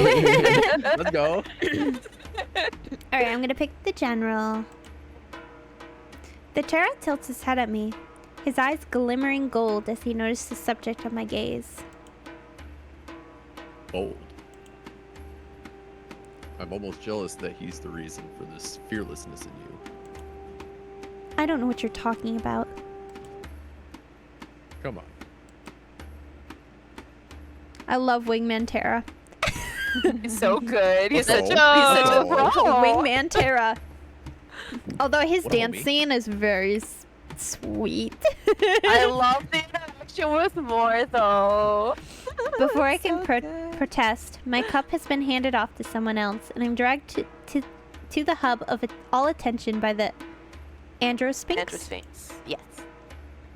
I watch the general's eyes narrow at something the Terra said and shift to me before he takes my hand and drags me to the front of a completely different dance line. What did you say, Terra? His She's eyes down bad, bro. No, I like to imagine that he's like, I bet I can outdance you. I bet I can dance better. You want to have a dance off? I bet I can dance Paintball. better. Oh god. His eyes flint between the Terra and the Aqua, and I process the emotions on his face. Aggression, ambition, competitiveness. See? Yeah. He wants to dance better than them. Yeah. And that's my headcanon Oh, for this scene. They challenged him and he was not gonna fucking take that shit. Yeah, it's like, no, I can dance better. Whatever the demigod of Earth had said, it was clearly a challenge to the Shadow Master's reputation. I watched him take a deep breath and exhale as he led our line of dancers through the steps of the traditional dance from our homeland with grace. He moved carefully, like a raven, with the poise of an elder. Adder? Adder. Elders. Not the voice of an elder. An elder. Yeah. Back in my day.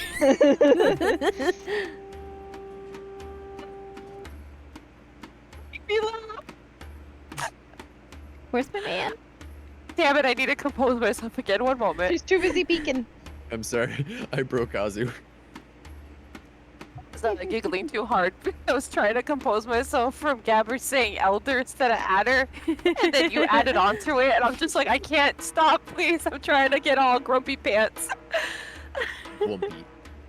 Okay. While I know I'm the focus of your piece, I'm not sure you need to observe me as closely as you are right now, Kindred. You should be like the mice, skittering in the corners of rooms, talking in the morsels of information you get by observing those around you. Instead, you've somehow done the opposite, and we've been in Omnis for less than 4 hours. It is baffling. I feel the blood rushing to my face. I keep my tone calm as I respond. Even mice are social creatures, General. They are, but not with cats. Ooh, he jealous of Terra. I was gonna say Tara just off in the corner there, like meow. Meow. Unless he's talking about himself. Actually, damn. Unless he's talking about himself. Oh, I didn't think of that. Oh, yeah. I never thought of that. Oh my god, the plot thickens. He's a little black cat. Oh, Meow. I could see it. a chibi lat with cat ears? When? Say no more. My eyes shift to the Aqua and Terra, who are leading their line of officials over chases and pairs of them laughing. Chassis. If the aspects really are as bad as you say they are, why do we ally with them? His silence stretches over enough beats to make me believe I've left him speechless. And surely enough, as I look at him, I catch furrowed brows and frown, an untold secret on his lips that he refuses to share. The current song comes to an end, and the cello replaces the flute as the leading instrument. Percussion begins pounding through the air, stirring the adrenaline in my body. A customary theme to... Oh no. Triangular is how I read it. Ki- I'm not 100% sure how you would say it. Angular, and it's Yeah. elves. Oh, I got you. We had to take the dance lessons before leaving on this political mission, so I know the movements pretty well. I catch the general glancing my way as I look down at my feet as we hop through the steps. The beat grows faster, the instruments playing louder, buffeting my ears as the Shadow Master's movements match the new speed. I follow through as he leads us through the room, only to land us in front of smiling Terra and Aqua, who dip their heads under the grip of the general and I. It is customary for this dance. We have to raise our conjoined hands and hold them tighter, so the entire line of dancers led by the elven leaders passes between us.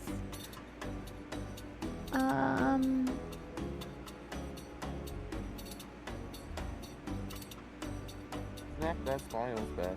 Yeah. Goldfish. I feel like I should smile, but I don't know At if least you said goldfish.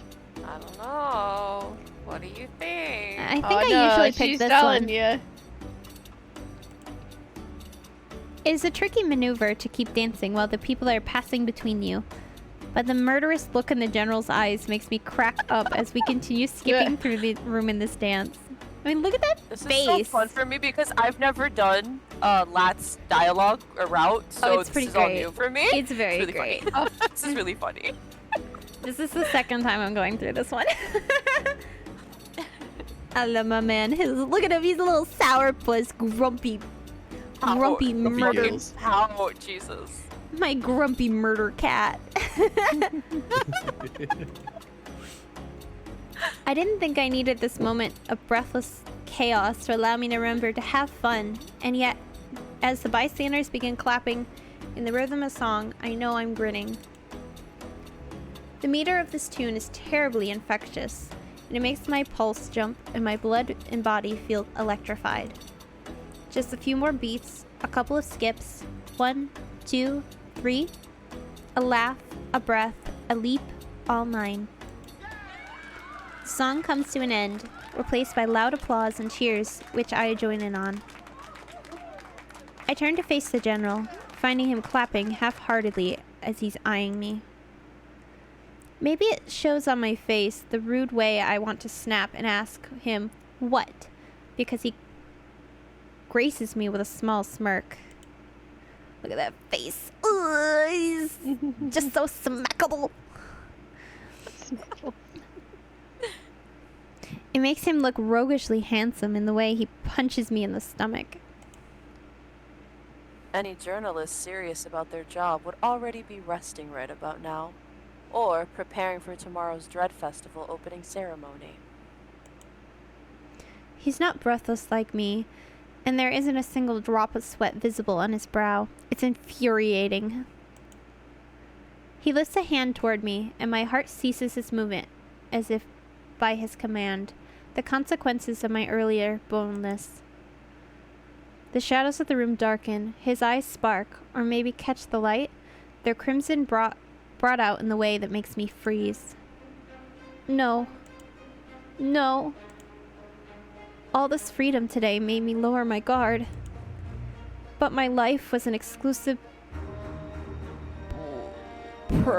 prerogative granted to me by the Empire, by its emperor and generals. Journalists are exempt from the obligations of war if they serve their country through the text. I should have been doing my job. I should have been a mouse. I should have quietly stood in the corner, put ink on paper. Focus, Kindreth. He taps my forehead with a singular knuckle, and recall how to breathe. I feel the cold sweat of terror on my back, and the back of my neck as I watch him furrow his brows and pull away from me. You're not getting sick, are you? Well, maybe you come closer and tell me. I think I'm going to faint. Please catch me. Oh no! I blink at the question and realize my hands are shaking. I don't know what I look like to my superior, but based on his confusion, I'm visibly shaken. I'm fine. Your pallor says otherwise. The more I observe this man, the more I wonder how he doesn't have frown lines. He searches my face. I'm not sure for what, but he turns abruptly away from me. Rest. Do not make me repeat myself a third time. Of course, Shadow Master. As I turn on my heel and make my way up to my room, I can't help wanting to rest my fist into his face. Jesus, she wants to fight him so bad. I Have a know. knuckles damage. My mind is running wild with thoughts. My breathing somehow steady despite my feelings. Okay, so I just want to share my feelings on that part. Queen. As someone who struggles with anxiety, feeling that moment was so nice.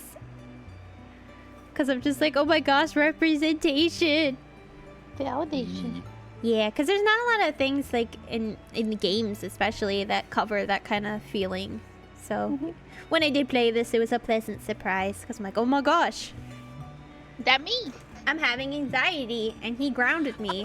Wow. Not that anxiety's a pleasant experience, but Well, no, just no. kidding. No, I know, no. I know. I know I'm you mean happy, it was I'm just like the anxious. wording. But yeah, no, I get what you mean. Like having that, you know, that experience well. So Yes. I didn't mean it as a good thing. I meant it. Well, you know no, what I I mean. know. I was like, I have to tease you. I'm still in lap mode. I'm sorry. You're good. I'm just happy to see it being shown in a game Right. because I'm like, this is a real thing. People go through Yeah, this. because when you had told me about it, your first playthrough, I was really surprised because having gone a different route, you know, obviously the experience is a lot different. So I didn't know that it even went that kind of thing. So I was just like, oh wow, like that's pretty cool how different. Some of the routes are very each different. experience would be. Yeah. So I'm just like, holy crap, you know, like where one experience was taking place somewhere, you know, like that was the other side of the story. So I'm just like, okay. Interesting. Yeah.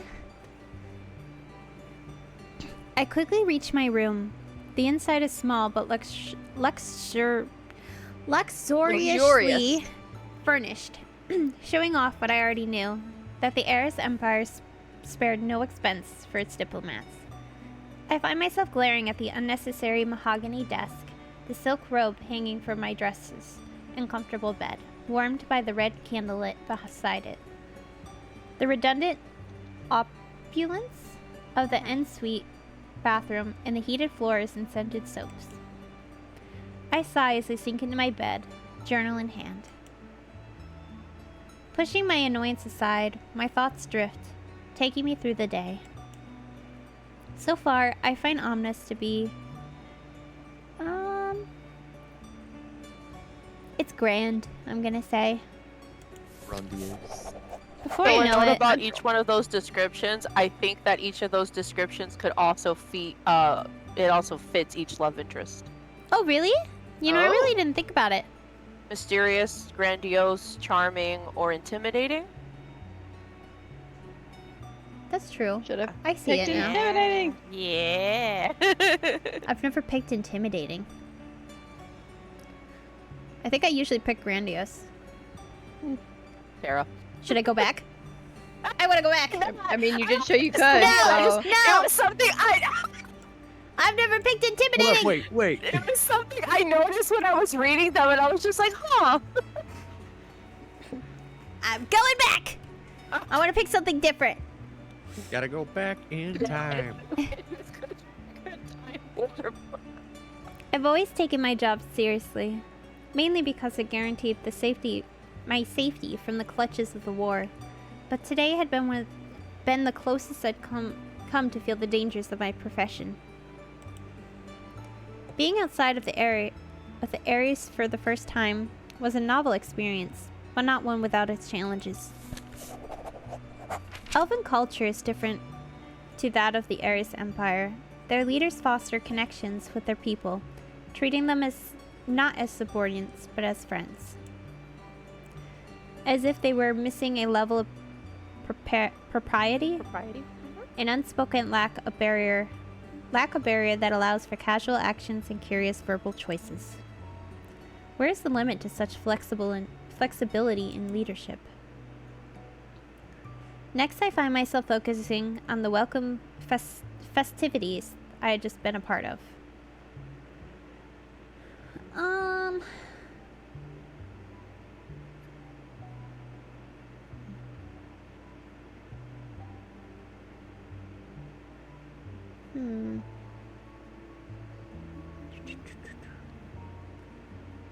Don't remember what I usually pick here. I want to pick a different one than I usually pick, and I don't know what I usually pick. I'm gonna go with... I always pick special. Yeah, I think I'm gonna pick special. Special. That's what I was leaning towards. The winters of our eastern continent experiences are mere myths to the rest of the known world. They are harsh, filled with the horrors of mind and body. We lose too many good people in these wars every year. And yet, within the Arisen Embassy of Omnis, the evening before the Dread Festival, we are welcomed with open arms by our elven comrades in arms. We find hope in breaking bread and sharing wine. We smile, laugh, and choose to live on, persist despite the abominations in our recent memories. It was a heartwarming sight of an alliance forged over a millennia of joint suffering. I find myself smiling when I think of the General. Teehee. Not her flirting with her boss. Wow. He can discipline me any day. Oh? What's he gonna do? I'll give it back. He wants to play bully, I'll bully him back. Oh my god. Most diplomats usually deal in smiles, not in secrets. Yet our general is both a politician and an assassin. His presence at this year's Dread Festival demands respect. His scarred, rugged appearance and his pointed crimson gaze carry the essence of war, of home. Though we may never know our Shadowmaster's true last name, his loyalty to the Empire is one thing we can always be certain of. It shows that dominance can be displayed through both words and actions. Perhaps the weeks of travel were finally getting to me. I put away my journal and try to get some rest. Alright, here I'm going to show you the journal, because I realized I never looked at it. The journal is gorgeous. Yes, I'm not going to read everything on the page, because most of it's what I have already said. But yeah, it as you play features the some game, special art. you hear a little scribble sound, and that's when she's writing in the book, because you're a journalist. And there's cute little sketches, so I'm pointing at the screen like you can see it, but you can't. Yeah. You can't see me pointing. You can see the screen though. So Can't see the cursor mover or You know. nothing. yeah. So yeah, the general, and apparently his name is Latimer Shangdi. Is that how you say it? Shunk dick. Oh I'm my sorry. god. I'm Oh sorry. my gosh. Sorry. Sorry. He's 6 foot. He's He tall. is 6 foot. And he's 31. He is 31. Grown ass man. But I think that's. Oh, and then we got Tara. I love Tara's face. Yeah. I love the fang. He looks so wild. Ugh. He's 200 plus years old and 7'2". He was 7'2". Bam. So there's just impressions and stuff. And there's Aqua. I hate how pretty he is. I know. He looks good for 60 plus. I mean, Tara's 200. I know. They're all demigods. My man is the oldest. And he's 5'9". Short king. Short king. Compared to the others. There's more Mortis. Oh, I love him. He's so pretty. He is 6'3". They're And so old. 450 plus years old. Hell yeah. Well, they're all demigods except for Latimer. Oh yeah. Boo, human, boring. Where's the spine? I'm just kidding. I love that Day Zero, feared by his own people, good conversation partners despite being soft-spoken, doesn't dance. I like the doesn't dance part. He does it. My dance was not a dance. And I think it's You can just dance got if the you want boys to. right now.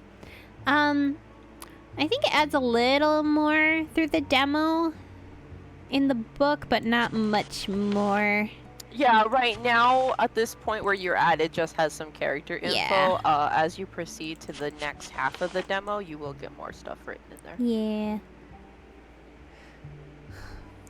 I'm excited to see how the journal plays out with the story God, when I know, we get the full right? game. Because I think it'd be I really cool know. to like, You're gonna watch it You'll fill have all up the- like over yeah. time. and you'll have all the clues and stuff. Oh well, I shouldn't Yeah. spoil anything, so let's just go back. Yeah, right.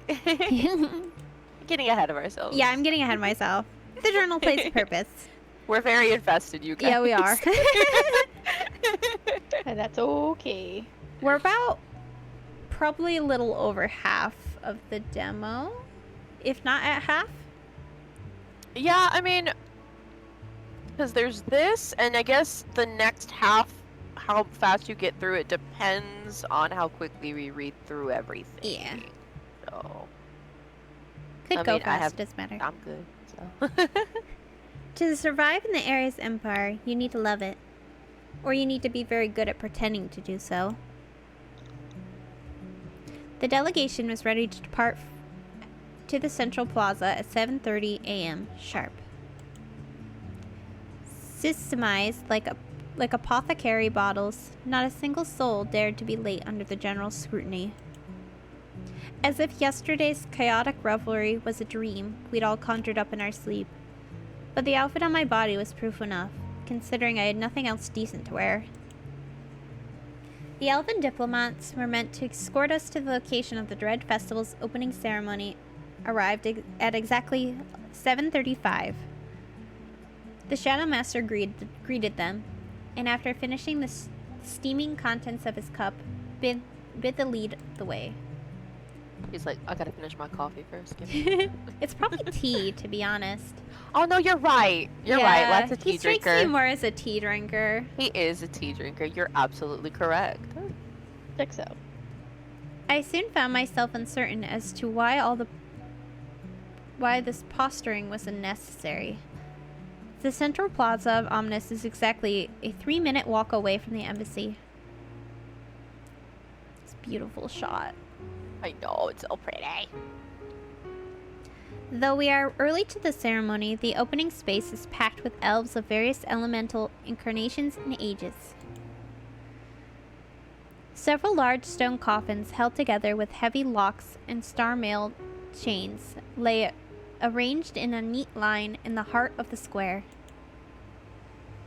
A giant cauldron of bubbling wax levitates peacefully above each one, and I quickly spot the 7 lit silver candles held together by Mor Mortis. Though Terra and Aqua are nowhere to be seen, the aspect of death seems to be personally attending to the festival's preparation. He appears calm as he runs his fingers over the flame of the braziers heating the cauldrons, earning excited whispers from the gathered elves and senators. I find myself wondering if it hurts or if he's touched fire so many times he's grown numb to it. For a second, his eyes meet mine across the field as our delegation steps forward to our designated area.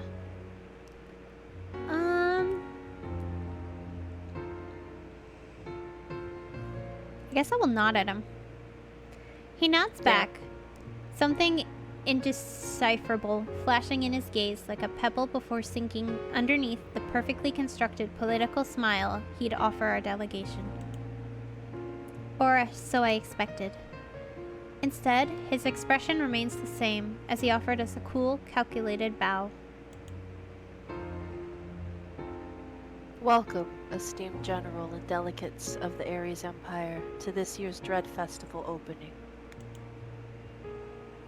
Talking to myself. Huh? Yeah. Thank you, Aspect of Death, for hosting us again this year. The Shadow Master's returns the sentiment with a curt bow of his own. What a lukewarm exchange. Ooh, I just noticed the markings on his little... Look at his sleeve, the bottom of his sleeve. You see the details? Lats, yeah. Yeah. It's so pretty. Of Sorry, I course, my just eyes noticed are zeroing on more. I'm just like, yeah, I know. I'm looking at his hand. this. Wrong boy. How so longingly I wish that they could be entwined with my own. I'm not certain exactly what has happened between these two, but I do not have the time to dwell on it, for Aqua and Terra's arrival breaks the tension and turns into chaos. As if wherever those two appear, the location turns into a stage set for a spectacle. The stark contrast to the elves' indifference towards Mor Mortis and quiet curiosity of the general. I find my gaze lingering on the I love this shot general. of them, though. This It's is so a really cute. good shot. The bushes. For some reason, my gaze lands on the Shadow Master, who remains at the front of the delegation. He's holding his hands behind him, his back straight, his hair up in a tight ponytail. He was the picture of Arisian. Why do I keep wanting to say air?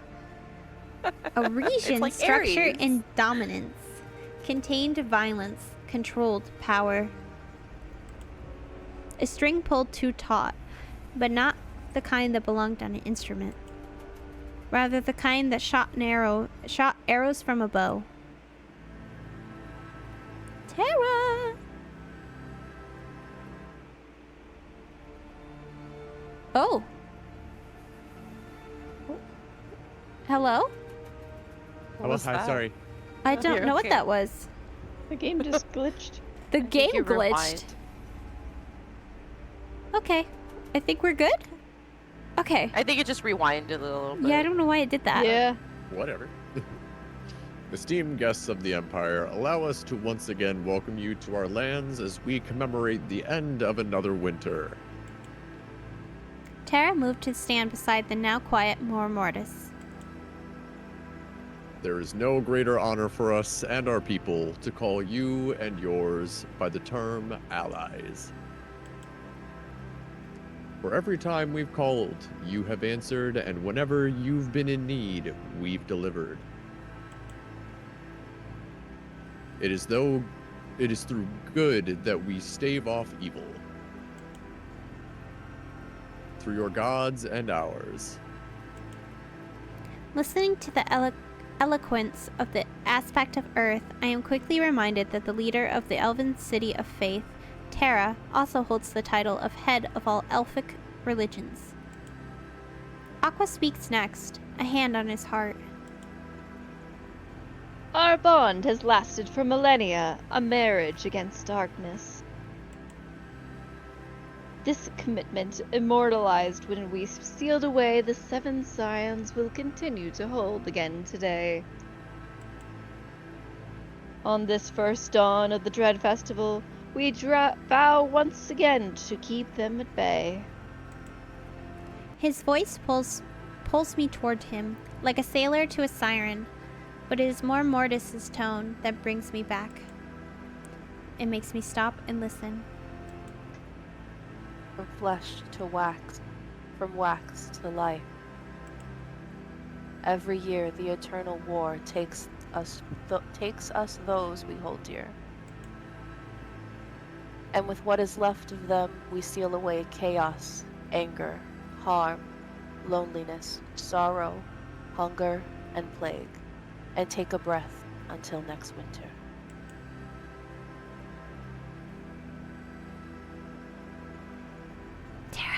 Terra.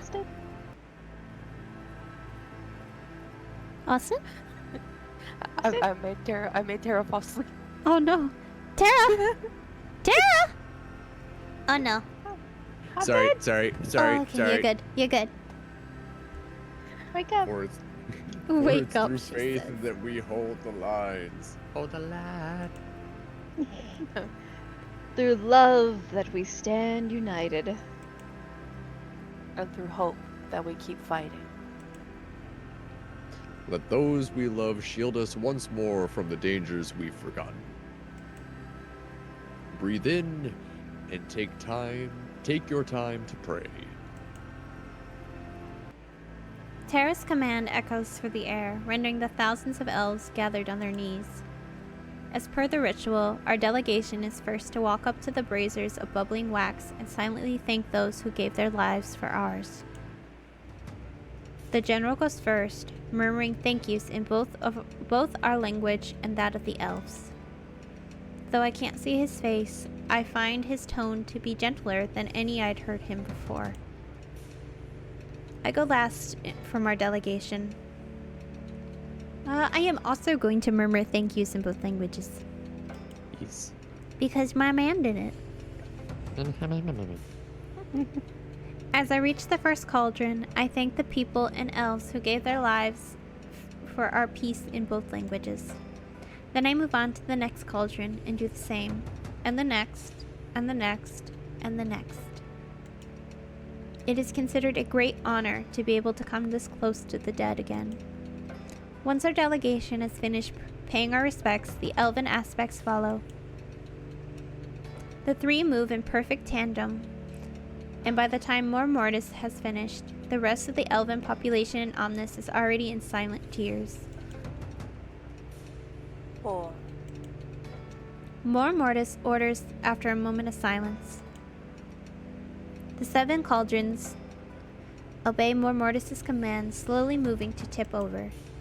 Wax begins hitting the coffins, one by one, resealing them under the watchful eyes of the elven aspects, their people, and our delegation.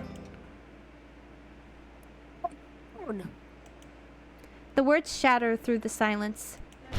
I barely have time to process the familiar voice before the ground underneath my feet gives. For a second, I think I am blind. The world has turned pitch black. I think I smell something burning. Then daylight breaks through, bringing back my sense of sight. My knees are bleeding. I blink as I try to get my bearings, as though the sound has ceased to function. I make out some of the senators laying beside me, cowering. I'm gonna get up. Adrenaline pushes me back to my feet. It is fight or flight that lets me spot the general kneeling next to where I was, and the aspects scattered about, protecting their people with their various elemental powers. Wants to be random person. Yeah, random person! Random goddess of chaos has escaped. My eyes shoot in the direction of the pale marble coffin, the last one to be sealed, now empty. I hear murmurs and whispers from the gathered elven crowds. The words are undecipherable until the general's crimson gaze sweeps toward the onlookers with what can only be described as wild fury. They finally decided to conquer us too. Betrayers. Yeah, there you go. Scoundrels! My blood chills as I realize the only possible culprits could be those close enough to the cauldrons. The realization seems to dawn upon the aspects at the same time because all three of them turn to face us. The words "seize them" suddenly sound like a phrase from a banned horror novel. The elven crowds are dispersed and told to return to their homes under curfew. Meanwhile, we are roughly pulled to a standing position in front of the aspects. While Terra and Aqua's expressions are unreadable, Mor Mortis looks dangerously calm. General, give us one reason why we mustn't lynch your delegation and send you back to the Emperor to announce the dissolution of our alliance. You have no proof. I find this man's ability to remain an egotistical bastard even when standing before three demigods almost attractive. Almost. Oh, only almost. Did nobody else stand close enough to the braziers in order to tamper with them? The general falls silent and I realize exactly what he's saying. I see Mor Mortis' expression turn murderous as he reaches the same conclusion. My thoughts suddenly dim as a primal existential, that was the word I was trying to say, of death sinks its claws into my back. How dare. Let's hold an investigation then. Aqua's smile is nonchalant, but something in his tone gives me a pause. Mor Mortis' eyes narrow on the demigod of water. Everyone present is a suspect. I don't know why the three unitary demigods suddenly look so divided. Terra, much to my surprise, is frowning, his tail flicking around, his arms crossed in front of his chest. Very well. Mor Mortis' four jade eyes wander between the members of our delegation and the surrounding guards before landing on the general. Name your investigator, Shadow Master. You get one and only one.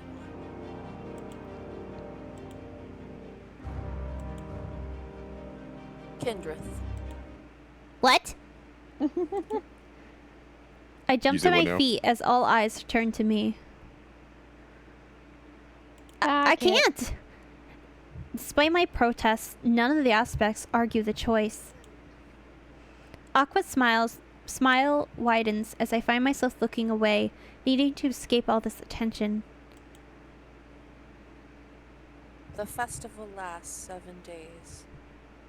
This is how long you have to get your truth.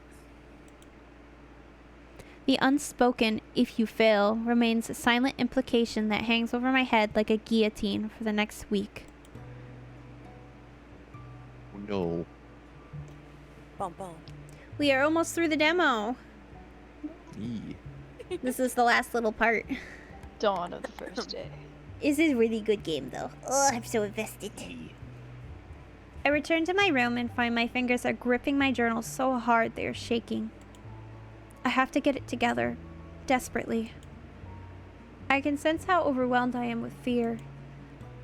Had it been winter, I likely would have turned into some mindless ghoul and fallen prey to the sword of a soldier. I take in a breath, then exhale. I repeat these simple motions several times until my brain has enough oxygen to function again as it should. Who do I investigate? Oh, who do I start with?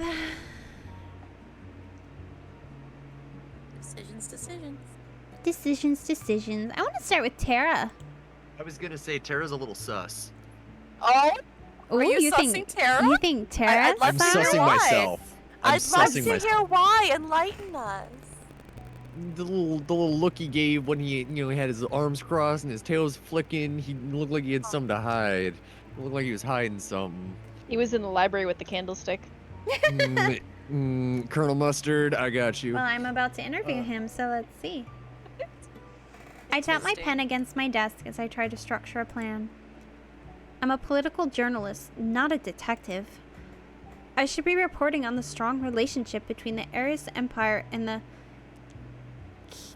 Keel Angular? Sure. I should be watching the general gallivanting alongside the aspects, drinking wine, smiling politely, and just writing. Instead, I somehow find myself spearheading an investigation that could not only spark a war between two nations, but also result in the end of my life. I can feel the nerves in my stomach like worms eating at me from the inside out. I should have skipped breakfast, and at this rate, I might skip dinner. Tara. You alright? You look like you want to murder your journal. Which I do not recommend, by the way. Looks like a nice journal.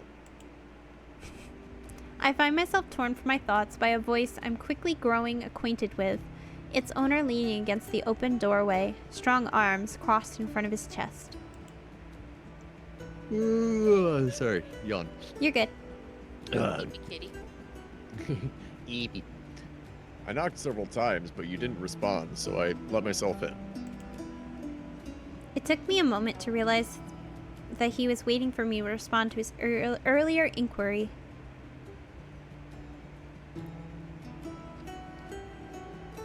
I'm fine. He hums, his eyes studying me briefly. His gaze was piercing, as though he could see through every little lie. Please, feel free to take a seat. I motioned to a chair in front of my desk and watched Tara's gaze flick briefly to it before moving back to me with a raised eyebrow. I don't mean to be disrespectful to your embassy's choice of furniture in saying this, but if I were to put my full weight onto that seat, I fear it wouldn't hold another person ever again. While I have no issue paying for those damages, I think I'd rather spare your ambassadors the embarrassment. A giggle escapes me as I process his words. Imagining the present ambassadors rushing over to apologize to the elves, Tara for their inadequate seating arrangements sounded like something of a local comedy skit. Alright then. On to the topic at hand. Yippee! Questioning time. Questioning time. Did you notice anything unusual happening in the hours before the incident? No, I was preoccupied. Any particular reason? He chuckles, the sound inexplicably takes a load off my shoulders. Some demigod enchantment, perhaps? I was releasing some pent-up energy. Through exercise? With Aqua. It takes... Eldon. It takes great effort for me to keep my pen moving against the paper, but the writing turns into an unintelligible scrawl as his words sink in. His expression is proof enough that he isn't teasing me. His lips are set into a firm line, his muscular arms crossed in front of his chest. After a few moments, when I'm certain my voice and expression are schooled, I continue that line of questioning.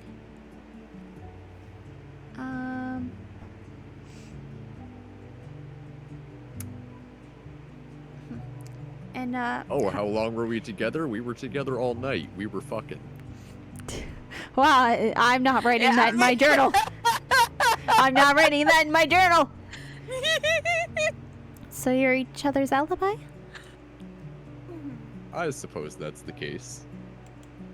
His eyes flicker briefly away from me, and his tail lowers to the ground. Is this information that you'd rather doesn't spread?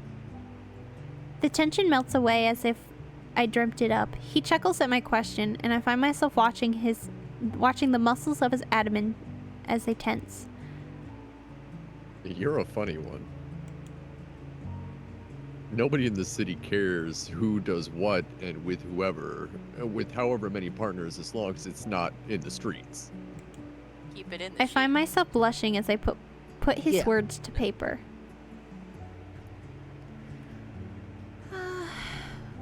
Where were you on the morning of the 15th? Why were you late? Who do you think is responsible? Oh. What? Yeah, it's supposed to be me. It's an error. It is still Oh, I've never still a noticed that demo. before. Yeah, it's still a demo, so there's gonna be some Latera. errors. Love little boys. The terror's eyes narrow at my question, his lips pursing into a scowl. Stop. I'm suddenly speaking. Okay, in the third this is supposed to be where you read. Okay. There you go. Whoever they are, they couldn't have escaped far. I've put Omnis into lockdown. No one can leave or enter. That wasn't my question. Well, that was my answer. His eyes, like molten gold, slid to me, and for a split second, I can imagine what it was like to be this man's enemy. To stand against a man who could move a mountain, literally. Someone or something that wishes to weaken us, to drive fear into the hearts of our people. When I find them, I will tear them to pieces with my bare hands, and let them rot on the altar of celebration until the crows have picked the meat clean from the remains, and the, what is that, bear rats? Bear rats, yes. Yeah, and the bear rats have dissolved the bones with their shit. It takes So me a angry. moment to close my mouth and remember to write this down. Silence stretches out between us, the only sound of ink on paper before I look up at the demigod before me, another question in mind.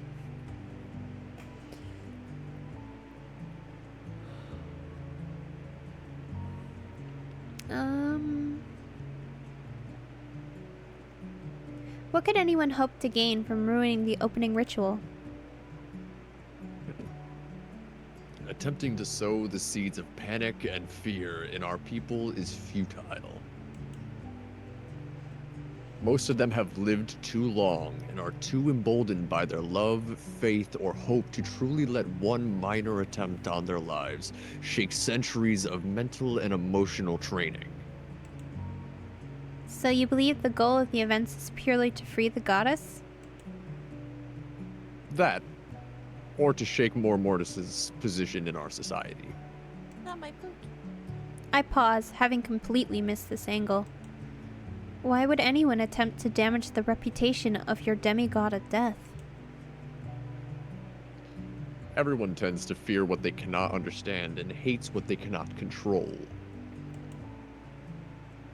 Mor Mortis has saved many lives, turned his district of death and afterlife into a sanctuary for survivors of the eternal war. And this is a problem? I feel a semblance of horror crawl up my spine as the implied blah, blah, blah. Alternative. Alternative. Some would call it a weakness. Would you? I call it hope. And I find it necessary. His undaunted response warms me, smothering the chill of horror with assurance. My goodness, boy, just helping people. Oh. Why were you late on the morning of the incident? Some elven business came up. Right before the beginning of the festival? When you live as long as I do, investigator, you come to realize that there's two kinds of business. There's the business you can put off, and the business you can't. Usually, if you don't handle the first, it becomes the second. I try not to make that mistake. That's very organized of you. I find myself smiling at his explanation. The compliment comes out accidentally, and it earns me a bright grin. A bright grin! Thank you. His tone softened slightly, a low, warm rumble compared to his unusual demanding voice. I find it almost difficult to focus on the work at hand. I thought that was the last question. Why are there so many? Ah! Are you using a spell on me? Casting some I'm sorry, all I think about is Everlyn. Can you tell me any more about the elven business that made you late? With a smile, the Earth Aspect's face doesn't shift. His tail bristles. I've seen enough small cats to know what that means. No. Alarm bells go off in my head at the sudden shift in aura. The word rings between us in a cool, steely tone. I've hit a wall with this line of questioning. Or perhaps I realized that it's simply best that I don't push it for now. Alright, my apologies. Better move on to another question quickly. A knock sounds at the door, breaking us away from our session. The Terra's eyes move from the door to me, his lips pursed as he steps away from it. For a man so famous for his control, he sure had no problem giving it away. I'd half expected him to answer before I blinked. Come in? The door creaks open, and I find myself looking at a handsome, lithe, silvered-haired elf who offered the Terra a low bow. Alright.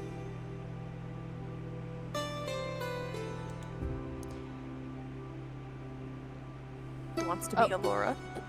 Who's gonna be my Alora? I could... Well, no, I'm doing a lot of reading. Someone else pick it. I can't. It's a very small for it. roll. Go for it, Kara. You are needed in the square to help set up the fire dancing festival. Natura? Natura.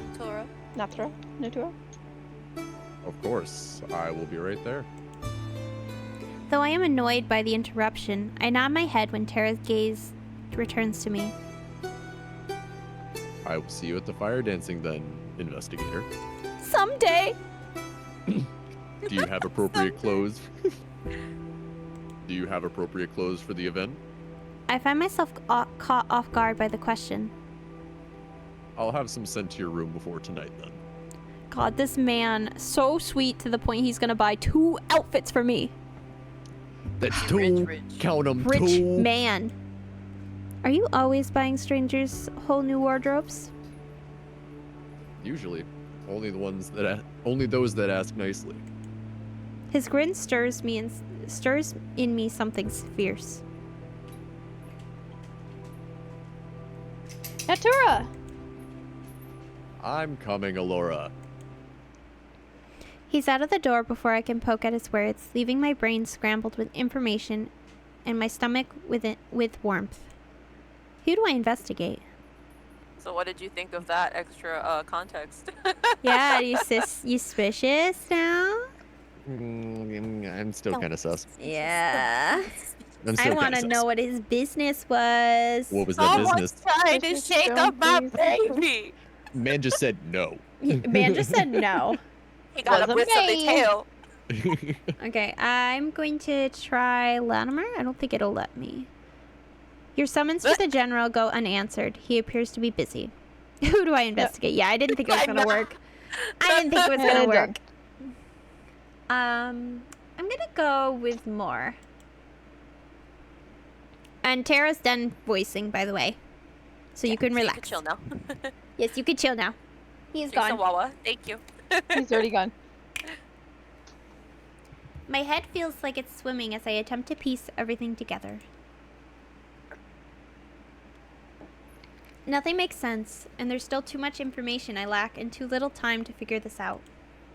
I feel restless, the squeezing of my stomach from nerves doubled by the rapidly growing hunger for something more serious than a cup of tea.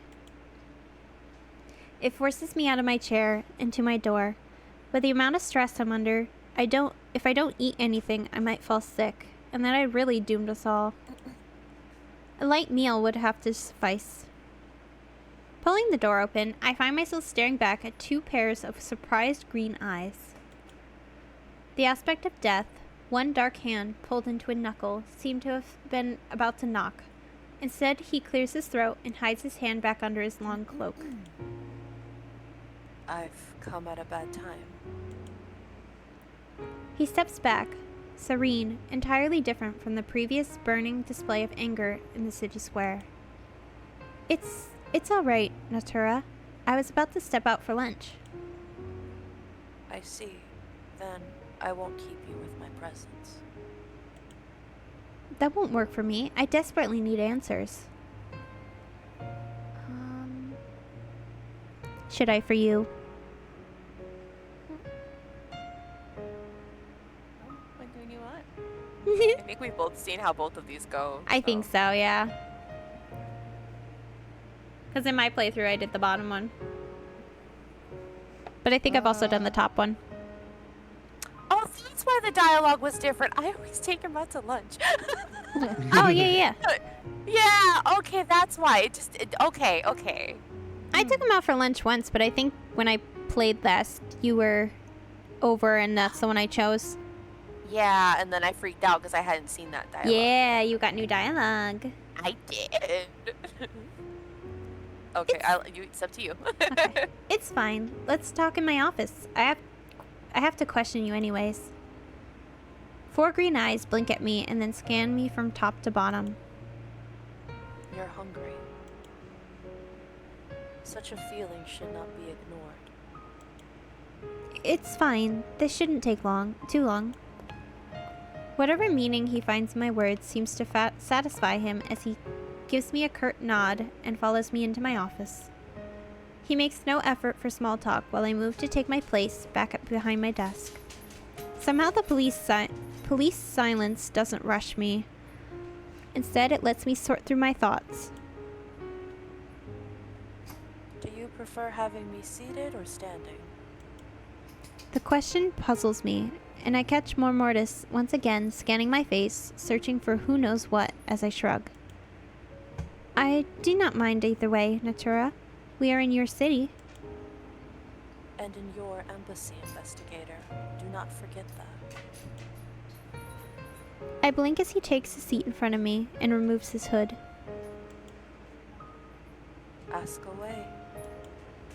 So I do just that. Did you notice anything unusual happening in the hours before the incident? Hours is a very broad amount of time. But yes, many things caught my attention. For one, my invisibility cloak has disappeared. The joke is on my tongue, but I resist interrupting, stamping it down just as any intrusive thought. I couldn't complete my afternoon patrol yesterday because I was saving a soul in distress from sudden rain. Teehee. I can feel his eyes linger pointedly on me as I write that down. And the dead, their immortal souls were restless. His ears twitch, and he glances quickly through the room. Even still, their bones seek to leave their graves, even if their flesh has been cleaved and turned to wax. How can you tell? I can see them, hear them, feel them, talk to them. His gaze shifts briefly to something above my shoulder, and I follow his gaze, but spot nothing. A shudder rolls down me. Could there be? The aspect of death sighs, but his eyes turn to the notes before me. I believe my appetite has completely disappeared. I must, however, persevere.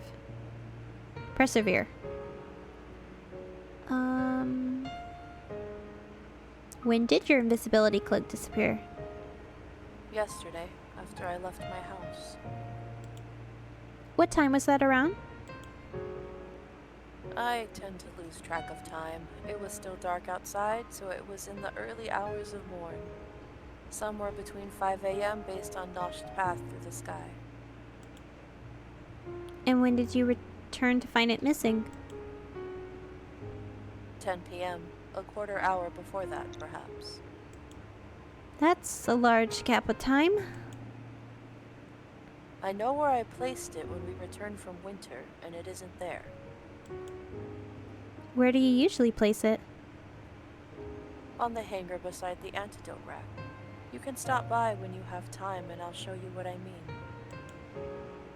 You want me to stop by your house? I'm a sheep in wolf's clothing investigator. My compatriots will confirm if only you ask them. The smile. You can bring someone with you if you're not comfortable, of course. I nod slowly, noting the opportunity in my journal. Who do you think is responsible for the incident? The aspect of Death's expression turns unreadable. His eyes flicker away. He knows who did it. A shadow falls across his face, Of course he does. and I know he's thought on this already. For some reason, however, he refuses to share.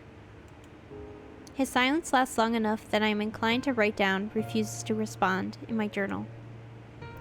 I play with the feather of my quill as I consider how to follow up on the lack of reply.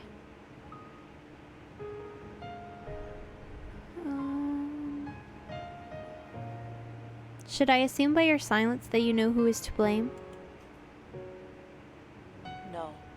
Yes. I can speculate, but it will do nothing but draw suspicion to others who may not truly be the culprit. I feel the grip of my... I feel grip my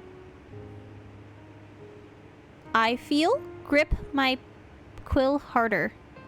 Yeah. I feel grip my... Yeah. Okay. Yep. I just want to make sure I'm not having a stroke. Yep, no, you're good. No, you're okay. First, he forces me to investigate his problem for him. Then he refuses to help me. What a frustrating character. You leave my baby alone.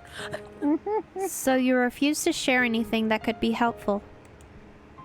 Mormortis sighs again. His large tail rustles against the floor.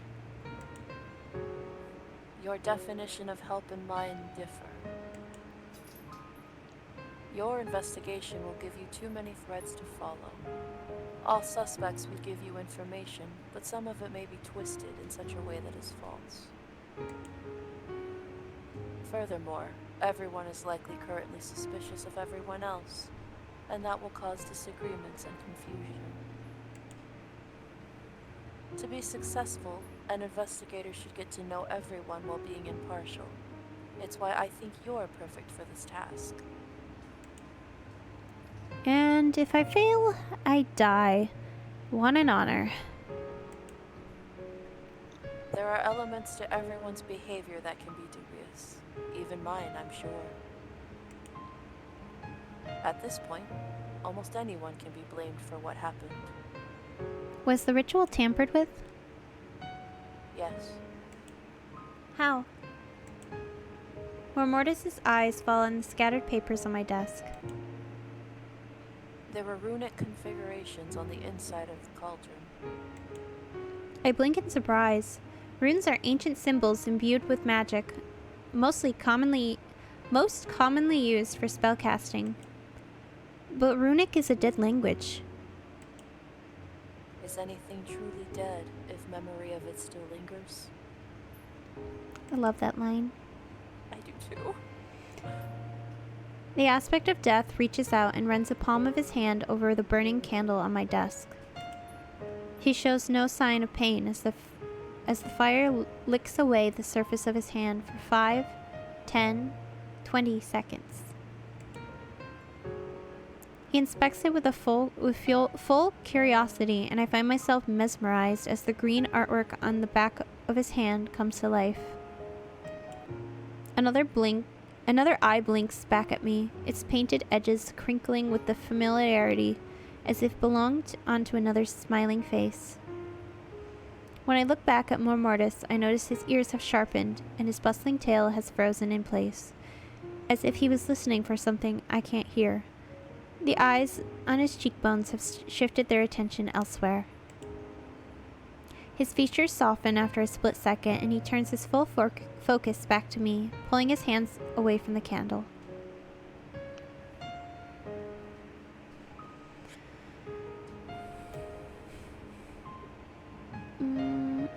Incessant spirits?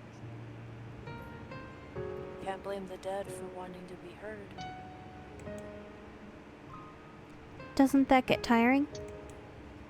Mor Mortis knit his brows together as if the thought was entirely foreign to him. It sounds like you have very little peace because you not only have to deal with the living, but with the dead as well. His tail swished behind him from left to right as he seemed to ponder my words. The living only concern me when they're dying or injured.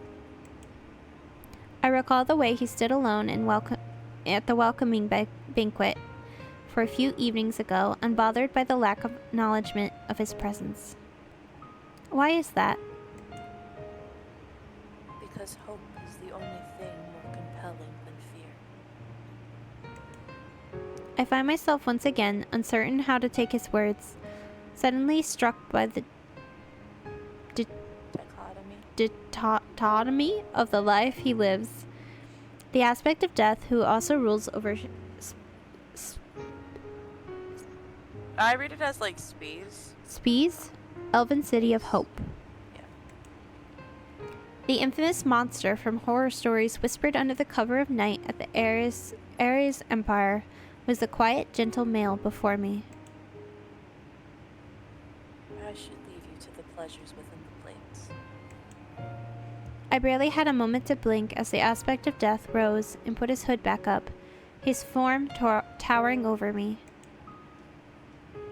His cloak carried behind him a scent of fallen autumn leaves and burning candles. I hadn't had a bite or a sip as he made his way to the door. His eyes flickered once again to me and then behind me. Something of a smile crossed his lips. Remember, be a squirrel, not a lamb. The less meat on the bones, the less satisfying the prey. He closed the door behind him with a soft click, and again, I can't tell if he was trying to piss me off or is genuinely attempting to be helpful.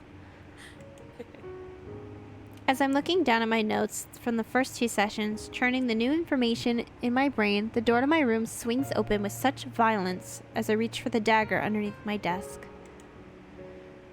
For a second, the shadows grow deeper, darker, and I wonder if they moved on their own before the general marches into my room unannounced.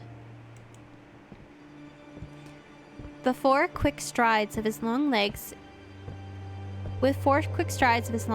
he reached my desk, his tall form blocking the rays of the sun from the nearby window like a storm cloud.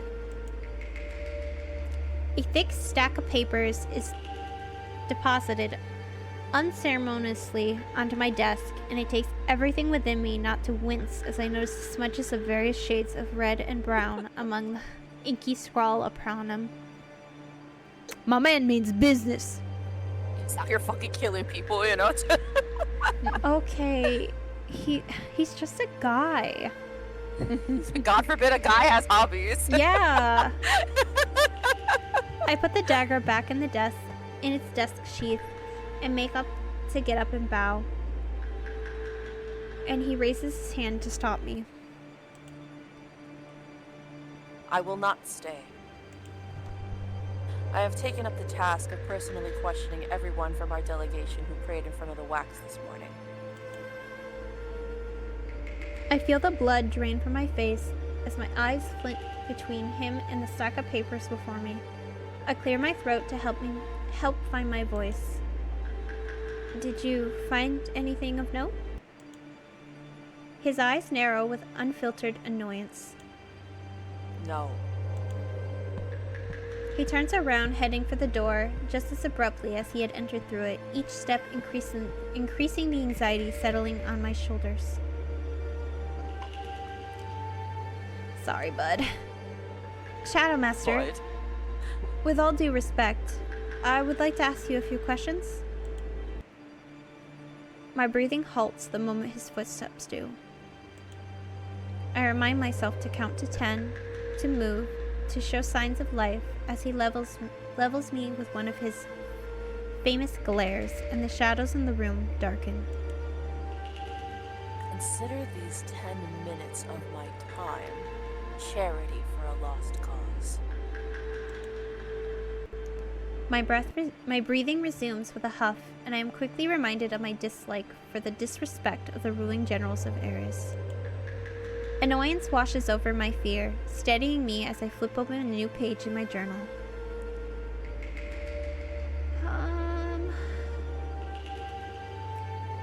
You've been to the Dread Festival before. Did you notice anything different in its setup this time around?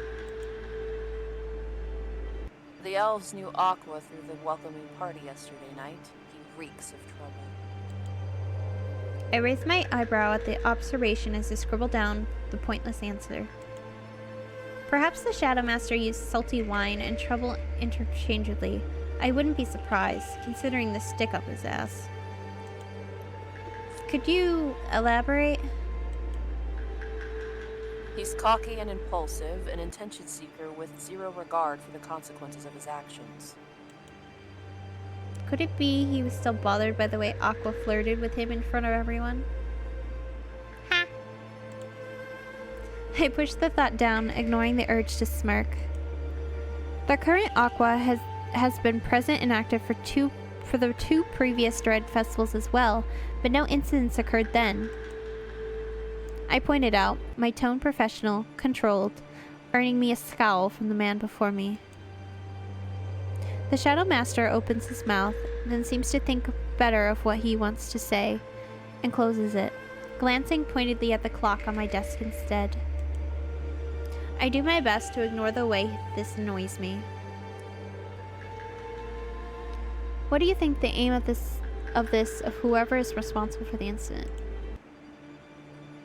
This winter bore the greatest losses ever seen by this long-enduring alliance. Some would blame the elven leadership for the grave numbers. Others might blame us. You think someone's trying to stage a power coup? The Shadow Master shrugs, and the action is human enough to find myself staring. Whoever they are, only the gods can save them now, and they better pray long and hard because their chance of survival after that sorry stunt is 0. His eyes glitter like sharp ruby gems, and I recognize those words to not be a belief, but a promise. Who do you think is responsible for the incident? The seals placed upon the children of evil are of ancient, complicated magic. This rules all mortal simpletons from our delegation out of the list of culprits at the very least. I purse my lips, ignoring the stab of this asshole just light-heartedly made my intelligence as he keeps talking.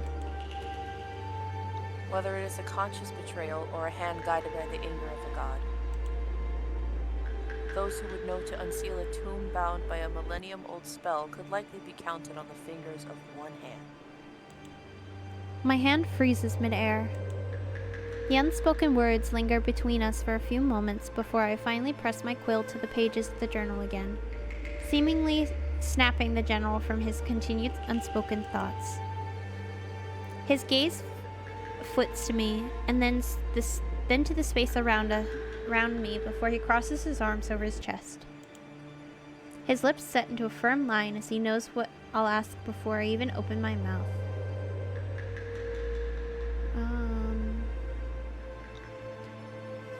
You intend to question the gods? The Terra and his high priests and priestesses can communicate with the original gods in bits and pieces. They know their intentions, their views, see the shifts of the divine web before any mortal can. You think the Terra knew this could happen? He scoffs, one foot tapping impatiently against the wooden floor. If he is as powerful as he says he is, then he should be aware of most fates woven by the fingers of the gods.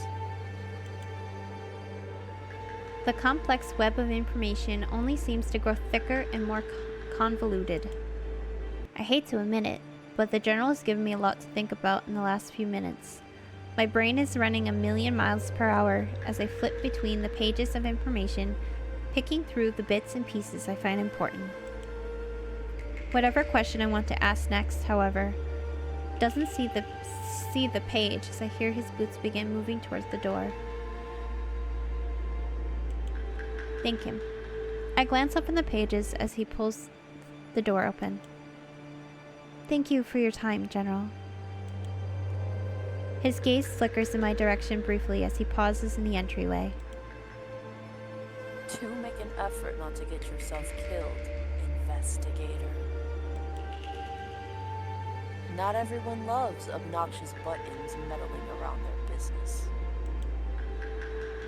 He steps out and shuts the door behind him, leaving me staring indignantly at the space he had just left. My earlier bout of fear completely forgotten, now replaced with a warm, boiling rage slithering underneath my chest. If I wasn't in the embassy building, I would scream. What a fucking ass. Scylla, Pier, and Lovak, give me strength. Who do I investigate? This is the last bit. The last bit! The last bit. Of course, the most annoying one! Let's go. I wasn't sure if it was because Mor Mortis had called everyone present a suspect, but I found myself diligent studying Aqua as he sat on a chair in front of my work desk. A very ornate chair that hadn't been there until right before I asked the aspect of water to stop by for questioning. I love that he brought his own chair. Yep. Of course. Oh, you want me to come? Sure, Like, I got this right here. It was carved of some expensive wood, packed with comfortable cushions and sparkled with pearls of various colors and sizes. A perfect seat for the man who lounged on top of it, as if he was king of the world. Legs crossed, chin propped on one hand, he offered me a lazy smile that made something in my chest twist. He was perhaps the most beautiful man I had ever seen. Lies! Lies, Latimer was just in here. Damn. It was annoying to no end. Should I summon a painter? You seem so fond of staring. My cheeks flushed as I cleared my throat. Glancing down at my journal, I found it logical I start off by asking him the following questions.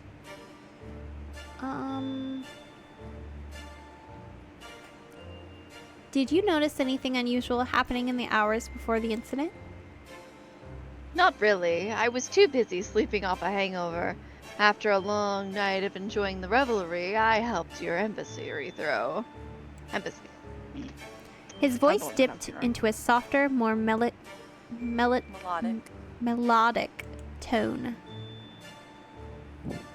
It was truly a shame that you couldn't stay. Do demigods get hangovers? How long did you stay? I don't know. I was too busy having fun to check the clock. I had the urge to roll my eyes.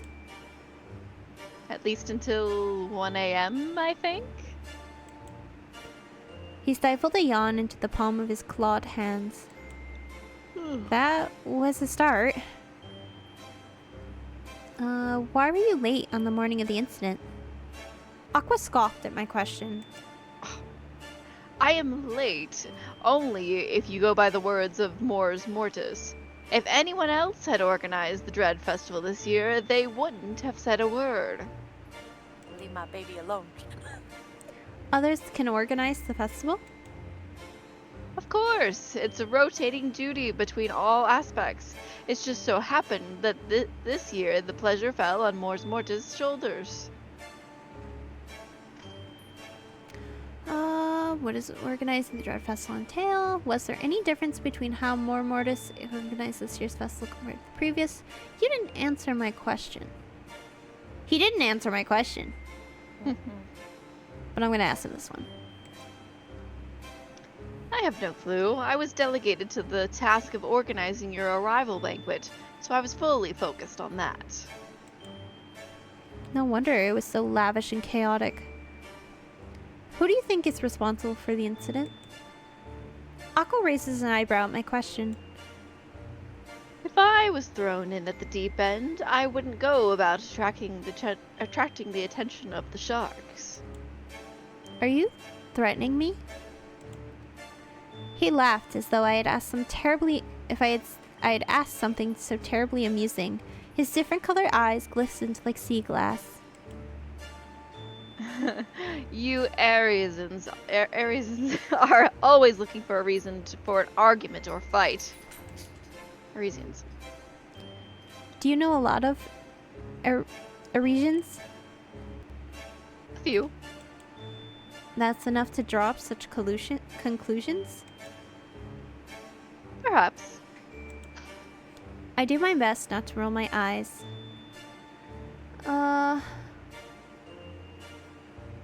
I will repeat myself. Who do you think is responsible for the incident? This time, Aqua sighed as though my question seriously inconvenienced him. He crossed one leg over the other and glanced at the shape of his nails. Only someone who benefits from the release of a child of chaos would go through the trouble of freeing them. My thoughts instantly drift to Ignis, Air, and Spiritus, the corrupted counterparts and leaders of the enemy side of the Eternal War, the sleeping Arni commanders.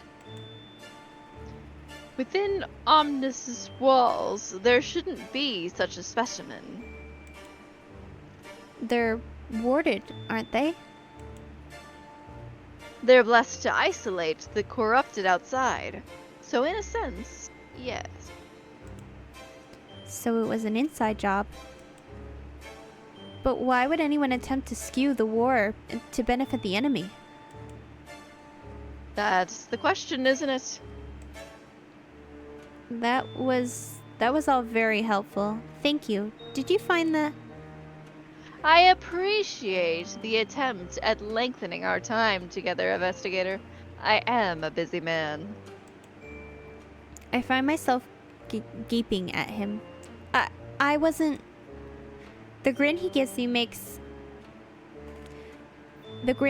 me as he makes up to get his downright infuriating.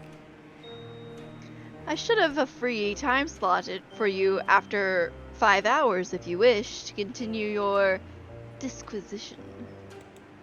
You can't just... But he can. And he proves the point by making his way out the door to my small room before I can finish my sentence. Goodbye. And that is the end of the demo. The end of Yay! Yay! Ugh. So yes, you can wishlist it on Steam.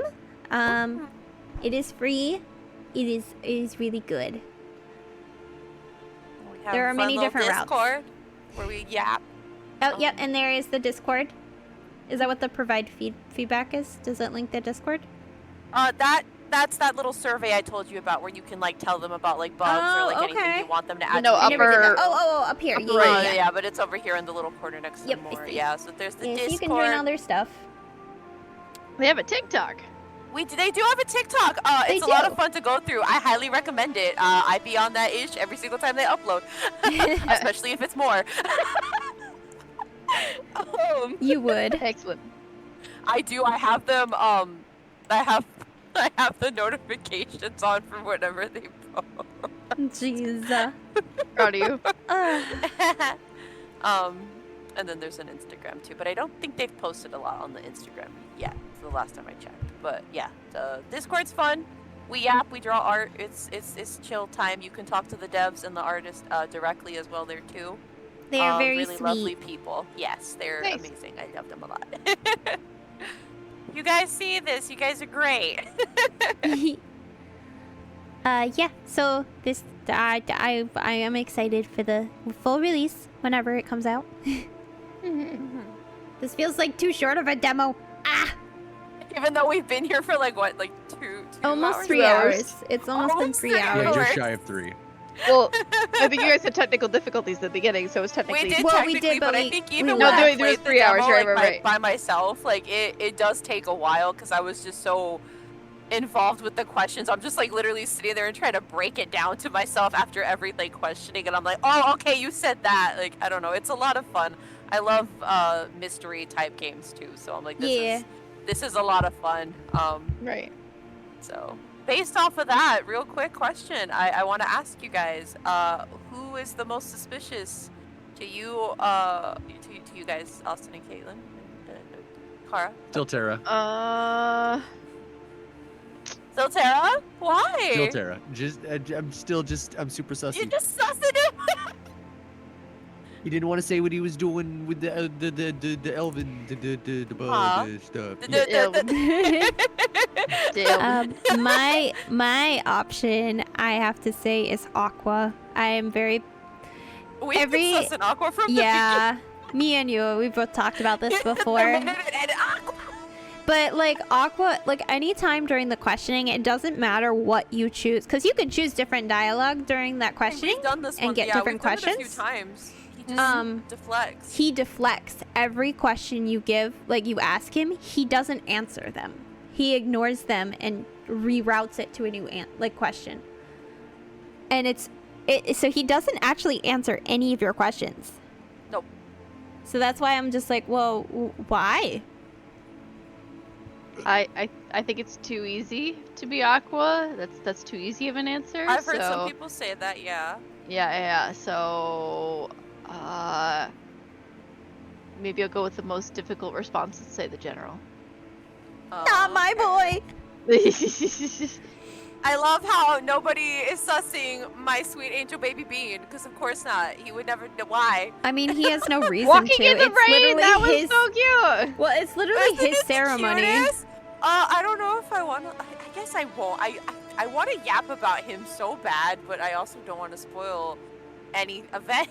So That it's might so be for the difficult. best. He's so baby. I love Wormwood. My spooky pooky. He is very Mwah. sweet. He's the cutest. But I also do think it's Aqua. But I get where you're coming from, though, where it does feel like the more obvious choice. But it's just I don't know. It's just he just. I also do think. I'm so sorry, Gabbers. I also do think that Lattimore is a good contender, though. Well, I For did our- like your theory of it. You want to explain your Yes. theory on it? Yes. Okay. So, if not Aqua, for the sake of it's too obvious to be Aqua, I do think that Lat is a highly likely suspect. Simply for the reason of, if you remember his description and everything, he is the Emperor's right hand man. Does everything that he wants and is expected to, because that is his job. That's his role. Even to the point where this man literally has permission to assassinate whoever the hell he wants with any means necessary, so long as it gets the goal that the Emperor wants done. So, if for the sake of the Eurasian Empire taking over power of the Elven's land as well, does it not make sense that he would send Lat to set off these events? And again, this isn't Lat's choice. It's not like he's doing it because he wants to. He's doing it because he has to. Because the good Emperor soldiers wants- follow orders. Yes. So I think that it's a likely theory that Lat could be pulling the strings here. That fact that he's the one that's been there all the time for these events. He's also super close to everything. Why are the papers that he hands the investigator covered in blood? What was he doing? Was there somebody potentially that saw him sneaking around, or did he have help from people within the city? And he had to tie up some loose ends. So